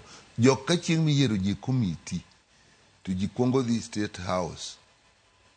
Ti ikigi biro to nikech ne ging'eny idhi yier gibiro gi ng'ama osekoni ng'ane jatende ng'ane jalupne. King'iyo komiti ma joma ok nie riwruok mar buche mag sirkal ma ok jo Kenya Kwanza, gin mana komiti ma chike mowacho ni gin ma nyaka gibedie, to ni moyiergi ayiera nikech ne jo komiti obet kata komiti no ok yierie. Nitie gik mwasetimo e penjo wach komiti. Kani wawacho wach mar Social Health Insurance Fund SHIF, nitie gima ne wakadhe komiti ni gini ok ber monego dhi oloke. Ma wawere ma komiti okoni ka wang' gini dhi e order paper to gini dhi kama. Kani wamondo gokinyi wanwang'o ni order paper no loki. Mwago koko mane wadhi nyaka ka speaker. Mwapenjo ni order paper ni loko. Bang'e no wachnwa mos ni order paper no nyo loke nikech wach nyo wa malo simo nyo go ni nyaka loke igoe e State House ni mondo lok gima ni order paper amendments. Na an kama neno ni gik moko osebet marach kaka wach adier, ji ne dwaro wach kaka ji di chiem, ji ne dwaro kaka ji di somo mondo gik maber, ji ne dwaro kaka onego bed gi ngima maber. Aseneno mang'eny to gima osechenda ahinya e bunge mane wan tie ni en pok nang'eyo ga ni kara ka in gi ji mang'eny gimiluongo ni super majority actually nyalo moni tich. Onge gimikale bunge kata wach miwacho mar finance bill ni samani kadhe ne en lweny, to kata wach miwacho ni koro nyi luongo ni jolweny onego wuogi mowach chieng' tich adek ma en motime mogik tae iring igolo ji e bunge ni. En gima ne timo nitie moko e bunge moko neno kata neno mane ji yware. Anyalo wacho Anthony Oloch nowuok ne dhi kawo mes ma jo security emoting'e kama. An nawuok adhi mako kalatas ma speaker ni gono mago ko neno kata neno ne gitimo nade ging'ado miyo to giwuok gi malo. An gima neno kama koth chako go e bunge ma wan go sani mano se yier ni apa ne gin jo UDM molokore modok kocha to gi jo moluwogi ka koro president ema gik moko duto ing'ado kucho. Wan wabiro bet kani yiero deputy governor of the Mar Central Bank, jalup governor Mar Central Bank, ok nolos kata dichiel. Ng'amo kache wacho ni ng'amo propose wacho, ng'ama second wacho, jogo wacho kanyo ni put the question, tenwago kura. Ne wago koko oyiere nikech ka gisedhi kucho magiyiere to onge gimito iwache bunge. Kanye monego bunge. Ji osedhaw kata bunge mang'eny. Miyo ayie ni koro waduto kaka jobunge ok dong waringi nikech bunge ok owuok maber. Tibiro nwang'o ni kata sani nitie joma nyocha okwer to nitie joma nyocha yie. Lakini koro ka jok ma nyocha yie ng'eny kaka gikawo rach mar bunge gi ji mang'eny no e kaka ji duto wang' no bedie iye wang' no riw ji te. To an to pod awacho kendo anwayo ni muwuok nwa sani ni tata wuok na kuom jatelo nikech kata mna chieng'no dakika mogik dine kata ogo simo kaka igo simo no ma jogi ging'adi mwadagi gini mwadagi finance bill. An nyithindo gi apani di giweyo maandamano madwa neno mana ka giwer ni otim kaka gidwaro. Achaka somo gimoro ka ni gik mwa yene katiba ondike chike mag gini ka dira giluore ga dira mar Nyasaye. Ineno kioro ng'ato kata in gi nyathi tiore ni dir jaduong' ng'ane umigi ni kelna to duogo ni babo dagi dior ng'e jaduong' ng'ane babo dagi iwuok ni wuon kore idhi tamo idhi ng'iyo wan joma no or to kuma no wadhi orwa gik moko kotimre maber ok watimo maber. Koro jopiny owuogi wegi mondo gidhi ginona ni joma oro gi tich otamo kata otam gi tich mane manokelo ji. Wach moro ni wacho ni kanyocho chaki nwachako ni en finance bill bang'e kore wacho ni Ruto must go ni obende king'iye mos kin gi jatiji tikone ni tim gini otamore dhi los gini kirota kinyo los gini mara dek ing'e gima kore wacho agolo ng'ani adwaro ng'ama chielo miyo gigine chik to king'iyo mos giluwore gadiera mar kaka piny bedo. Miyo jatelo kata ni en moneno gini be ok oneno ochune mar adek ang'e ni ng'adni piyo piyo asebet gi minister gi committee ang'e gimoro achiel maluwore gi pesa mag mine miluongo ni WEF okethre masani ok osudi tapenjo nikech dian kuro nang'e gima timore wan gi minister wan gi PS wan gi officer CEO tapenjo CEO nikech nang'e ka gino tiyo nawe kotiyo ang'o momiyo gini ok ti ang'o momiyo niwe kotiyo to sani koro utime ma ok oti ma pesa manyocho hol gima ne ji chulo chiegni 86 kuom mia ji chudo maber sani koro dok ma ji chudo ma 60 kuom mia ma ji chudo to kuma pesa go dhi ukia ang'o mane otimre to gini tiyo maber nine waloko kaka nche watime to nwaloko nang'o nine en wach moa ka president ni iluongo ni presidential directive tapenjo ni to ini wuon ning'e ni gino ok nyal tiyo ne wachich kode ni ok nyal tiyo ang'o manomono unyisi kata gan presidential directive ni gino ok tiyo koro ling kofiso ling kamano ting'e ni wach ni malo to minister nitie Aisha Juma tapenja Aisha Juma Aisha gini en presidential directive ofiso senyisi ni ok odhi tiyo mano koro tiji mondo idhi nyis president a president idwaro ni mondo time kama to ofisa na man go gimong'e gigi to neno ni ok odhi tiyo maber mondo koro ofisa ni otim kako nyalo nokona ni inikia president wani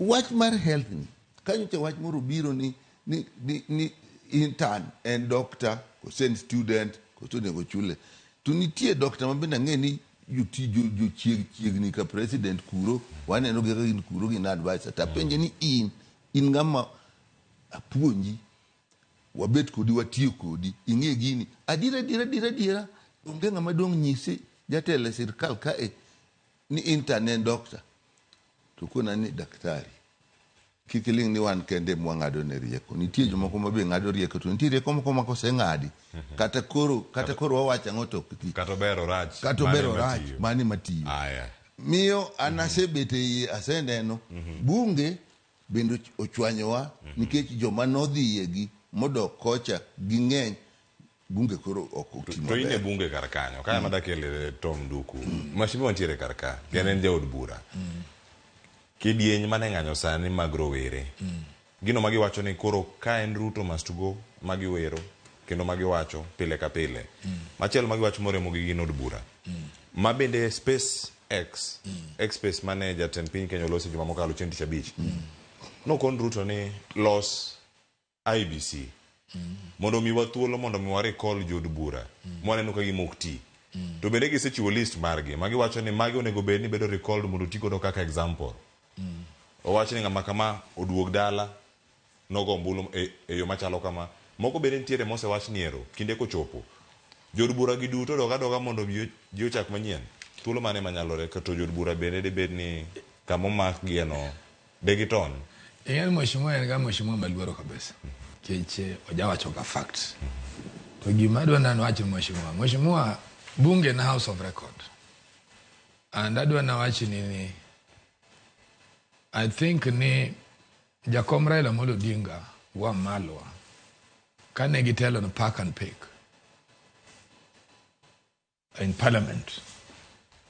I think money is between 92 to around 97.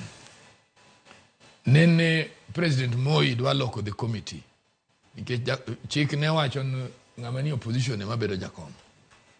To koro no Moi oloko ni jakom bedo ng'ano ma ni ruling party kano. Ne waonge nambe parliament. Gima ne jakom giro timo. Ne giwacho ni kara committee ne mobed gi yedong as members of parliament. Gokinyi mang'ich gino noloki buja kom gino chako resume their seats. Ana nyalo wacho sani okun tactful. Nikeche karasani akianu mes mane nyathi jatingo nen dam nen dami akianu nen mes.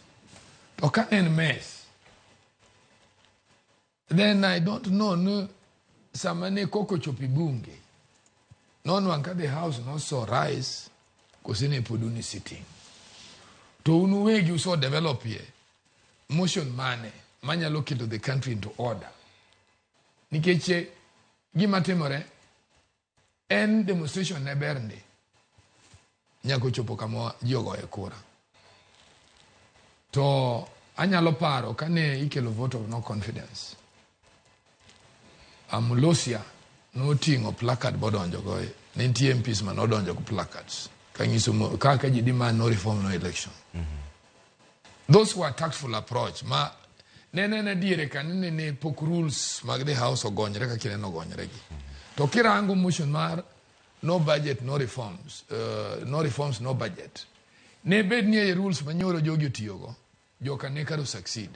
Nikech that is the only budget manosom manochopo nyaka gimosa areyo motieno, which was very mane obedo very uncustomary in the history of this country. To wajumbe opposition manintie ne joma tin. Gima nyalo kwayo nun joma ni rangur parliamentary leadership motegno. One kwa after result ni jogo kuro yombo. One after result ni un to contribute ango in what is going on. Mane gima duongo nwa. Bendo watch of factual evidence. Machiemo kitaka ngato dok on record. Kata kaja piny dwadi court. To nyalo chung ne mheshimiwa Nyekal kanyo chung to wacho guma. I feel nikaka en member of parliament mamara.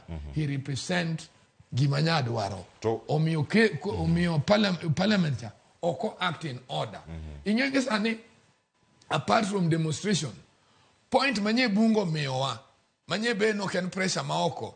Point manye bungo meowa. Manye wanyalo digo financial bill ni nye tin. Wanu wadwaro nu berjo ma diuru gombaka kaka wajumbe.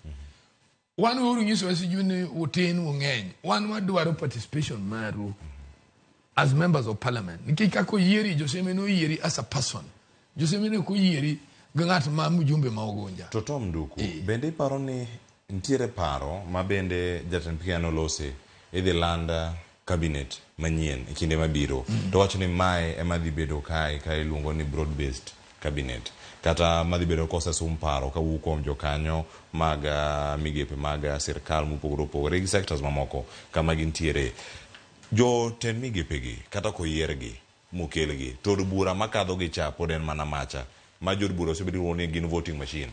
Wach yes poduru jogi okadh kama ni instruction madhi bedo ko wuok ka sandi beni odhi bedo nyaka gi jogo mawuok e Azimio kata mawuok e Kenya Kwanza bende wadhi neno ka od bura dhi timo tich monego bene gitimo kanye mabire yen mheshimiwa wacho no kai ni Ruto no experts mang'eny gin kaka members of parliament apart from one jo piny gin pogi tero ga gin in motion bugi question why in go jogi konyo gango magi konyo go piny iwinja ing'eni gima mheshimiwa wacho no kare to konchiel enia President Ruto jomanyo mes momiyo gini ochopo kama ochope nyen members of parliament nyo en jok miluongo no officers motelo ne migepe mopogore iwinja emomiyo excesses gi nyobetie to an gima nyalo kwayo ni this war kanyal rumo kapodi kwadire gi jomotelo ne departments one constitution offices ka nyori neno kata kai ka EACC wacho ni governor machon ma Migori koro chul 300 million to 1.7 billion to lal iwinja nikech koro giyudo evidence to mheshimiwa ni ngamo dhi school ng'eyo nitie gimilo secondary evidence is a doctor, he testifies in court kopo ni nitie ngamo wacho no tongi. We don't deal with primary evidence. We depend on the evidence, on secondary evidence. To ka audit report nitie. Bank manenganyo transact pesa nitie. Iwinja. Karaka auto wang. Makagin evidence. Kuro kote mi challenge na action mangani podwadwari investigation ka ene manolalo gika ene manowango odcha manu kuro tij police. Iwinja. Kose accomplishers mage manotimo gini. An gima nyalo kwano mheshimiwa dhiuru bed piny kaka joma nyocho wame teko kako bunge. Miwa ur presidents manyalo konyo. Ma wanyalo somo. kaka chiemo ranyalo ahero ga history an nikech aparo ka ji odhi Limuru to sirikal dwa golo jaduong' Jaramogi kaka vice president. To Mbowe odhi develop no province ka province bedo gang'o go chairman the chairman Makanu. Iwinja. That one was a brain at work. Vice chairman. Vice chairman. Man was a brain at work. Magi gik mwadwa ni mheshimiwa giro tim. The question modongi giwe wabende wanjo Kenya okaka wariek. Wang'eyo ng'ama tiyo maber, wang'eyo ng'ama ing'iewo, wang'eyo kura mogo marach. Today inyalo neno 13th parliament mane Jakom Raila Amolo Odinga ginitie. Mane parliament mane obede Kenya kama ber mogik. From there we have never had parliament. To kod gimi nyalo wacho no kama mheshimiwa Raila nobedo prime minister. To ne nitie gik mane gitimo na consensus level. To jogi kanyo wami office makora wa adopt office of minority and majority. Gin giwen wami office ma mtokni. That is where we are failing. So as much as route is wrong, do we have a body that is checking it? Nikita mheshimiwa naka. And mheshimiwa kuna goi. Anadwa mondo do develop. Nikiki wacho no route kelo policy maraj. Ubeti committee. To ungiso minister nene gini okuber. Un kaka committee did you write to him? Mane president kaki gero piny. In a way makoro kwa reprimandi ti wacho nan, this is my record. I advised and he did not act. Koro kusamwal woko jobunge to ino kwa luoki. Iwinja, korangi madwaro ni diuru improve your socks. Nikikita sani kikwano, aranegi kasara majio yodo. Rangi CDF offices mowanka. Maka gin pes jo piny. To the extent maja piny ketho gire. Mobede taxed. We should not be happy as a country. Te jo piny chopo kanyo nango. Gineno no participation maru kaka jo mwami ombolo. Totally out of order. Okay. Wadwa focus gini parliament mamano ber. Lakini gini duong. Ingeni kaya jatelo oloso. Wacho ni kata ka gimoro dhie court kata EACC nitie gik monego tim. Gima wuok kanyo ni giwagi gik molungo ni institutions gi ng'eny gi nigi problem. Ma bunge nigi problem. Judiciary nigi problem. Independent commissions nigi problem. Mano en adier. Koro nyaka ing'i ni gigi duto ang'o motimore. Wabro dok chien mwawe kata ka ok tend Ruto ni. Chien ni gik moko sebet kadhiga marach. Ka wawacho ni koro openjo ni wadware evidence. Dhi dwar ansad, ipenj chieng' mane yiero minister, dhi nene gima ne Mbadi owacho. Mbadi nowacho ni ka Ruto dwaro skank, wamiye skank ne. Ministers gin competent. Mano ni record. Kanyocha gini poku biro chieng' manikel finance bill. Gimana konga wacho ni report mar committee ni inyalo dhi midware Hansard. Committee ni report kubiro onego donji ang'o, onego donji e bunge ma speaker ketie lwedo kore kobet document kala karatas minya wuothgo. Ka jo Kenya Kwanza part mar committee ma Kenya Kwanza okaw gini odhigo State House kata amendments mane wachogi olandgi kanye kuongo landgi kanye State House. Aya dhia penjo speaker mano bi nyalo dhi ng'iye Hansard ni bende gini ene nyim bunge ka giyo moriere nikech yo mano luwo okiyo mitimango miluga. Speaker nodwoka ni eto kano kosomo gini to konene kamondikie ni gini nyodhi State House. To ng'eto wang'e ni notimango nodhi. So gik makamago nitie. Inyalo paro kata bunge mokadho. Chieng' moro nitie bill mani kadho ma ji nogore, ikadhe to ji gore. Kata manyi kadho ni, nyi kadhe to ji gore. Kikling ni nyo kadhe ni en mos. Ako ni mar luongo jo abi mondo bi. Sergeant at Arms mwenye omako Anthony Oluoch. Picha no ni negi wacho ni bunge nyoka thirigi ni koro onge. Negiloro gino. To gima giloro ne jofwambo ni to Senate tineno ka gidhi mbele mar Senate tiyo. Koro mago pok wang'eyo. Adiera nitiere bunge okosetiyo marach. To nyaka gima koro wang'i okosetiyo maber. To gima nyaka wang'i kidwa ng'iyo jabunge ka jabunge midhi ansat to wang' nin wang'. To ng'eny ni ka joma ng'eny ok otiyo maber to koro duto ok ber. To ma bende wacho wach mar recall ni. Te paro mag jotelo be mane kama da penji ka jopiny neno ni jood bura gi duto nikech kata obed ni joma nok untiere kar kanyo ok du kata kuwach no marom nade joka pod dhi kadho. Jotend migepe miwacho ni nitiere ka broad based cabinet madhi bedo konywako ji mathoth kaluwore kod jatend piny Kenya. Jogi ka pod obiro ka gin jok ma ok ni kare wechegi mag telo pod dhi mana puodhgi kod od bura achiel ni kama gintiere. Wach mar luongo gi mondo gidogi owuoye duto kata inende udoga doga mondo udhi yier manyien. Mak mana ni katiba mwan go sani ok apani ni oyie ni inyawuo bunge duto nikech nowacho ket chieng' mitime kata president ok nyal wuo bunge nikech oket chieng' miyiere. To nitie gima noketi ni nyalo luong jobunge gi moro ka moro inyakone ni ok itiyo maber iduogi. Iwacho wach IBC chik mar IBC makoro ni kadho nyoro manyodhi jodhi ne KICC ni nose kadho juma mokadho cha to bwana ni ne pod oling'aling'a kode ok dwar. Koro pressure ma nyithindo gi emogolo gima nyo bungo setimo nadi osekadho. Pressure ma jopiny pod jopiny eweg chik ia jopiny idhi e wabunge idhi kamano. Miyo mano ni nitie miyo an jopiny nigi dira margi. Koro dhi olos IBC mondo kiluongo ji to luong ji.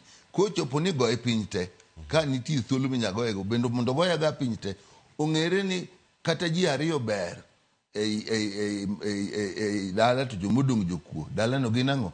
Gin jokuo. Koro kiloke tiloke duto. Piny mane iwang'o mane Nyasaye koni nyisa uru kata ng'at achiel kende ka nitie tawe piny ni onge. Koro no ng'at achiel ema noyudi to koni wagol mano mondo awang' ang'o? Awang' piny ni. Miyo chopo kata bunge bende an kidwa luong ji oluong ji. Ka nitie kaka inyago e piny te asewinjo ka ji osewacho. In fact mano ema nego ji onon ahinya ni inyatim nang'o mondo dhi. Gimoro bende nitiere ni kata mana president ni pod inyaketi ne vote of no confidence. To en ni kaka koro bunge chal sani ni. An gima yuago maduong' wabunge okosebet maber. To nitie gimoro bende onego wanon wadog chien. Wabunge gi joma noyierogi gin ng'a? Ineno jo GNC mogo kokogi ng'eny gi nyocho kogo kura ndalo mokadho ni. To joma nogo kura noyiero ng'a? Nitie gimoro mwadagi wacho waluoro wacho e Kenya ka wach mar samigo kura to jomochung' pogo pesa. En gima chiko dagi to odhi mbele. To wanyisi jatelo jowabunge minenogi ka gimoro nitie ma jopiny ohero maging'e ni gino jopiny gerie ogimul giluor. Kani wacho wach arambe kae jobunge ywagore ni arambe pek arambe hinyowa. To chieng' mani wacho wach arambe ji duto nopwoyo arambe. Kwadoke koro wadoke kafete to minjo ma ji duto pwoyo arambe na arambe beto pile ywak na arambe hinyo ni bwana mano kimulo ting'e ni timori nadi idong'.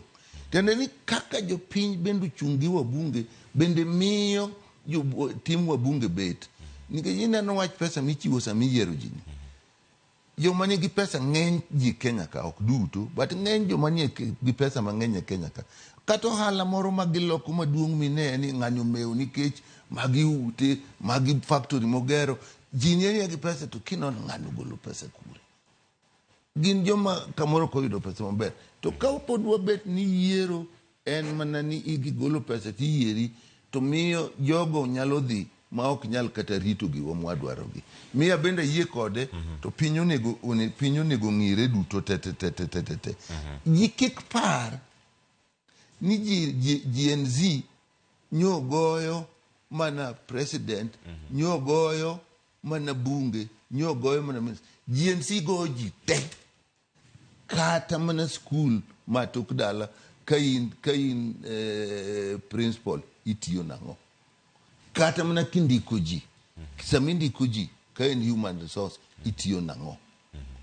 benindi ko jikalure jensi actually ucheo piny jiongi kata in assistant chief itiyo nango kingiyo gik ma jensi ok dwar gigi tuto te jensi ochiwo ji mondo piny duto chiew ong'iyane ni wawegi ji ochak nonore iwuon kichako loso tikoni kada an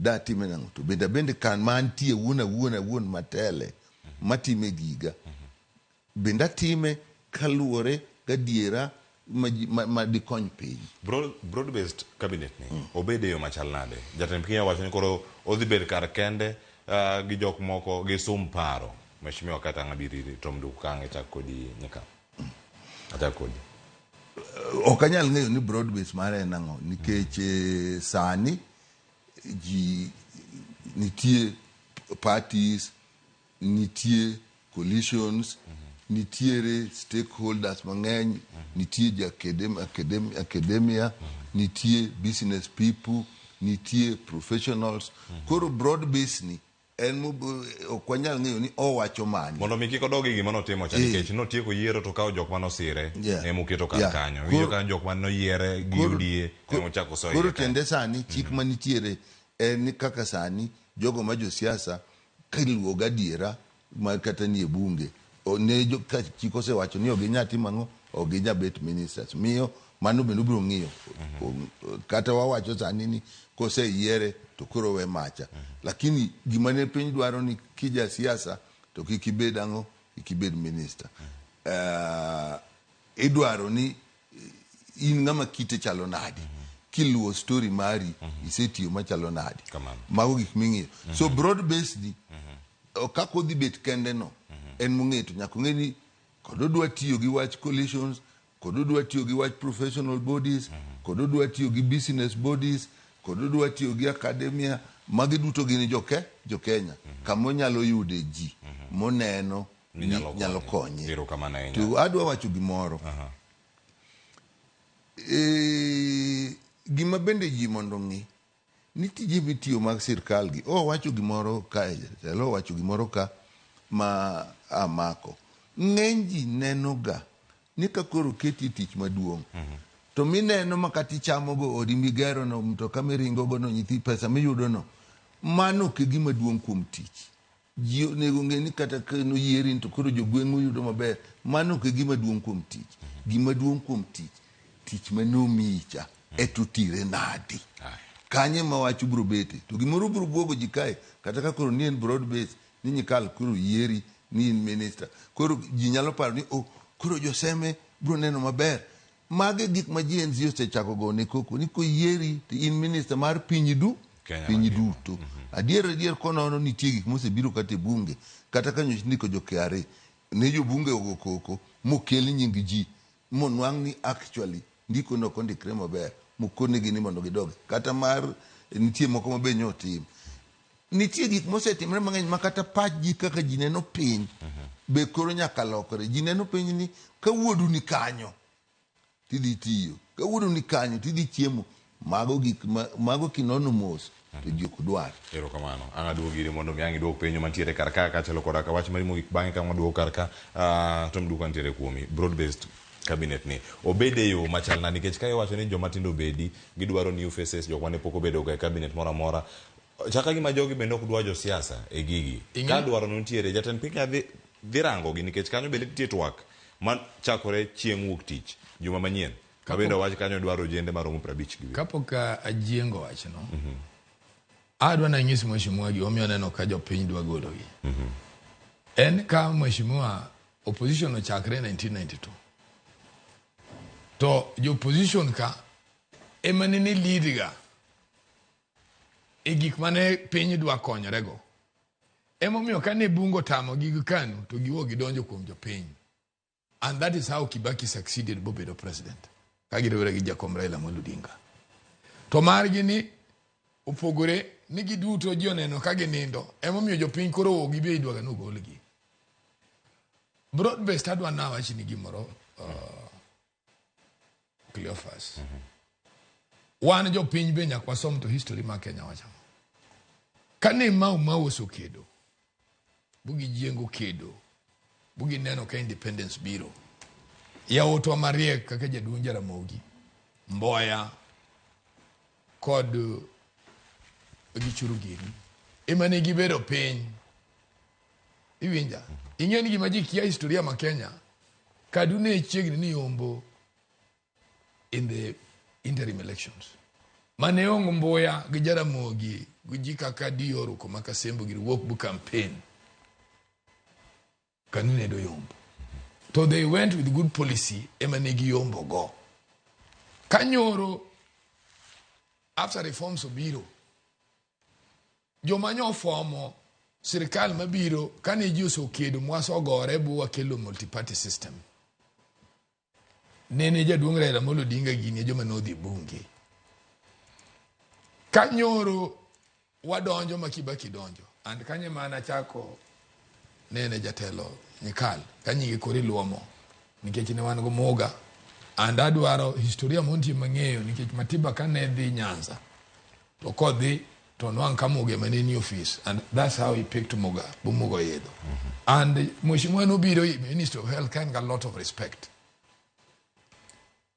mabe tije pokotie kona maber nikech podi kane ka chieth is promising kanye ma pod adware mbodo otima tek I need him to do a lot of work and gima sirikal mabiro ma broad based ni gima Mheshimiwa giri nyalo timo en ni giwach kama jo matindo gi nyoso kedo giwe koro space ma consultation kanyo ka koro president ga maber kata jakom Raila Odinga kata Uhuru Kenyatta kata jogo mantie onyalo luongo mondo gigo mbaka mondo koro face ma Kenya ni manyien yes haya erokamano yada ka otemo kwario kaka duogo ayudo weche mugi ko achiel kora ka duoko mag penjo mantiere ka dakika 5 mabiro ka onego beni koro watie kachiel na koro mojwang' ote madonjo kar kae chalo kama Shemo to wacho ni greetings aluo twak kendo amorgo adieri mar wach en ni Kenya ok dhi maber mibadhi e tuo maduong' manegowa odhi mbele ko wacho ni Musalia Mudavadi gi experience maengo momiyo emomiyo owe onge nyaka odhi nikech kanyakla giseketho Kenya gi jo wacho ni gi joote mamiri gi jotelo go moriembi jowetege go moriembi mar ariyo wabunge magwa onego wago kogno motegno ka yiero uchopo mano ote mar Shemo tho owacho kanyo bende ni CS mane oriembi gi ne opuodhi ayanga e bunge gi joru bura magwa ker odhi mbele odonje nyaka migepe mamoko bende koda ka counties magwa mogik wadoneno ka CS ma oriembi ka kichwalo gi e court moyud gi ketho erokamano nyako mote mari Vitalis Ochieng' Wood Game Karari wacho ni Cleophas Amor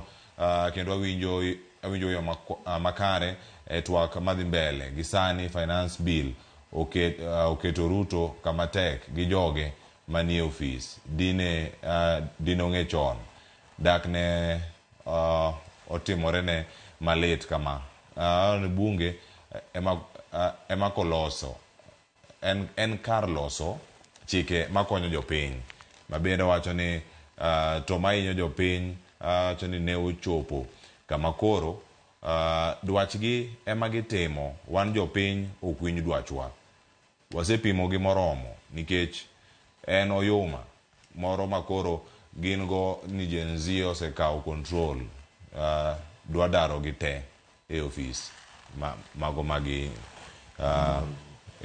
moro go no indeke momakore kamano komote mari Eugene Odhiambo wacho ni jatelo dibed ni nitiere kaka bunge can be sent away for new members man said wa karkanyo honorable Nyikal wacho ni it could be better ma Eugene neno aka nitiere Bujumbura erokamano ahinya Morris Obino wacho ni slogan mar Gen Z ne ni Ruto must go not CS or Attorney General must go wacho ni dissolve parliament jogo mugologo ne chamo pes jo Kenya nono wacho ni mamago pesa molal my point en ni Ruto must go wache kale wuod Seme wacho nan kale wuod Seme kakelo Magina to penj nanyi kal ni en osetimo nwango Seme Magina an sani odak kogero maendeleo mwalo ngere to wan kochopo 2027 idhi biro dwaro ni waduoki kendo odhi mbele ko wacho kanyo ni jatelo tije bende utuonowa kaka wanyalo yudo koso in bende idwaro ni wachopni an Caleb Otio jirani maka pande telo maber ero konyo ganda acha ne ti jirani maber moko indike piny angi duoke kiwacho wach mare mogik maka kumu junior wacho ni Cleophas oyawre mosna jotelo kanyo Kirindo Kasgonga Mbita Cleophas gima Ruto timo ber mano mariembo jotend migepe go oko te to kata Mudavadi maben jotend migepe bende ne onego bed ni riembo onge gima okonyo godo Kenya ka odhi nyime ko wacho ni Cleophas adieri en ni Ruto nokelo tich matek ne sirkal mare kende nikech koso winjo wach kane oyiero jotend migepe go. Ruto koka otelo oketo mano osiepege momiyo tich noyiero jok mane okonye joma nokonye ndalo siasa koro noduoko ne giero kamano ma kod mathoth waborango angwa yud thuolo mar duoko mano nikech sa mantiere karka adong mana gi thuolo ma dakika achiel kende to angwa tieko ka tangina ngami mashimo nyekal mondo mi oduok penjo mopenje kanyo kod wuod Seme kod weche mamoko mapuntiere karka ton general othiroko en osekore niero en owuok kende office nikech no wacho ni an ok sum pacha e weche gi duto meda mano gi wach mari mogik ka watieko wach mara mogik ma nyalo wacho en ni ato kaka nene Kenya nigi chandruok te kochakore gi kata gi president nuwuon ase wacho gimomiyo ok ni ministers gi kende to kata mna bunge nitie shida makata gimoko wacho ka en speaker to tim ango sama gitimore nikech speaker chopo kamiyiero kaka ngato loso joma udi wacho gimoko dwar ok owinjre go manitie machielo en gima nwango ni kanigi gimiluongo ni super majority ni kane parliament to ka jatelo motelo okorango piny to nyalo ketho piny nikech ging'eny gik moko koro kadhi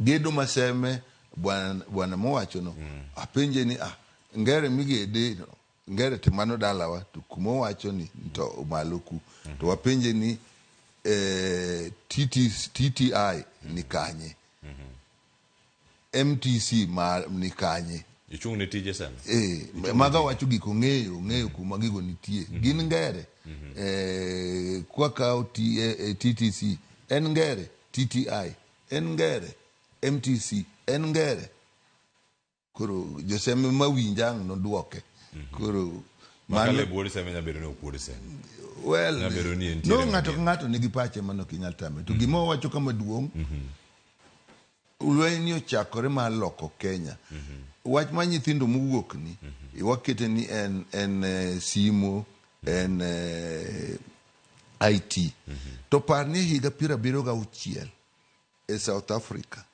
kanene yo wasungu oseng'ango kor joma nego lweny makoro negi koni gimodong koro gidwa loko ni dhok midwa puonji endo African emidwa puonjgo nyithindo nowuok e skunde tetete ma Soweto ma nyithindo nochako lweny ma lweny nochakre manyien miyo gigi kata teknoloji nitie lwet Nyasaye be nyaka wang'e nitie nyithindo gi wacha ng'o maka ne onge simo to negi wuok te e skunde te manonegi kaka magi be nonegi ni miyo ana neno ni wang'i ni Nyasaye nyiso moloyo joma dongo mondo penjre ni to kada gik ma jogi timo gi ere ma an kasebete telo tasetimo beda timo mopogore gini koro ni ji ong'ire nyaka indi wuon kingi omigepe gi te kata bilok gi to chunjo Kenya kolokore mondo dwara diera piny buro mana bet mara ero kama na jodak maseme gima kitemo wacho ni kuchopo sani giwache mbui ni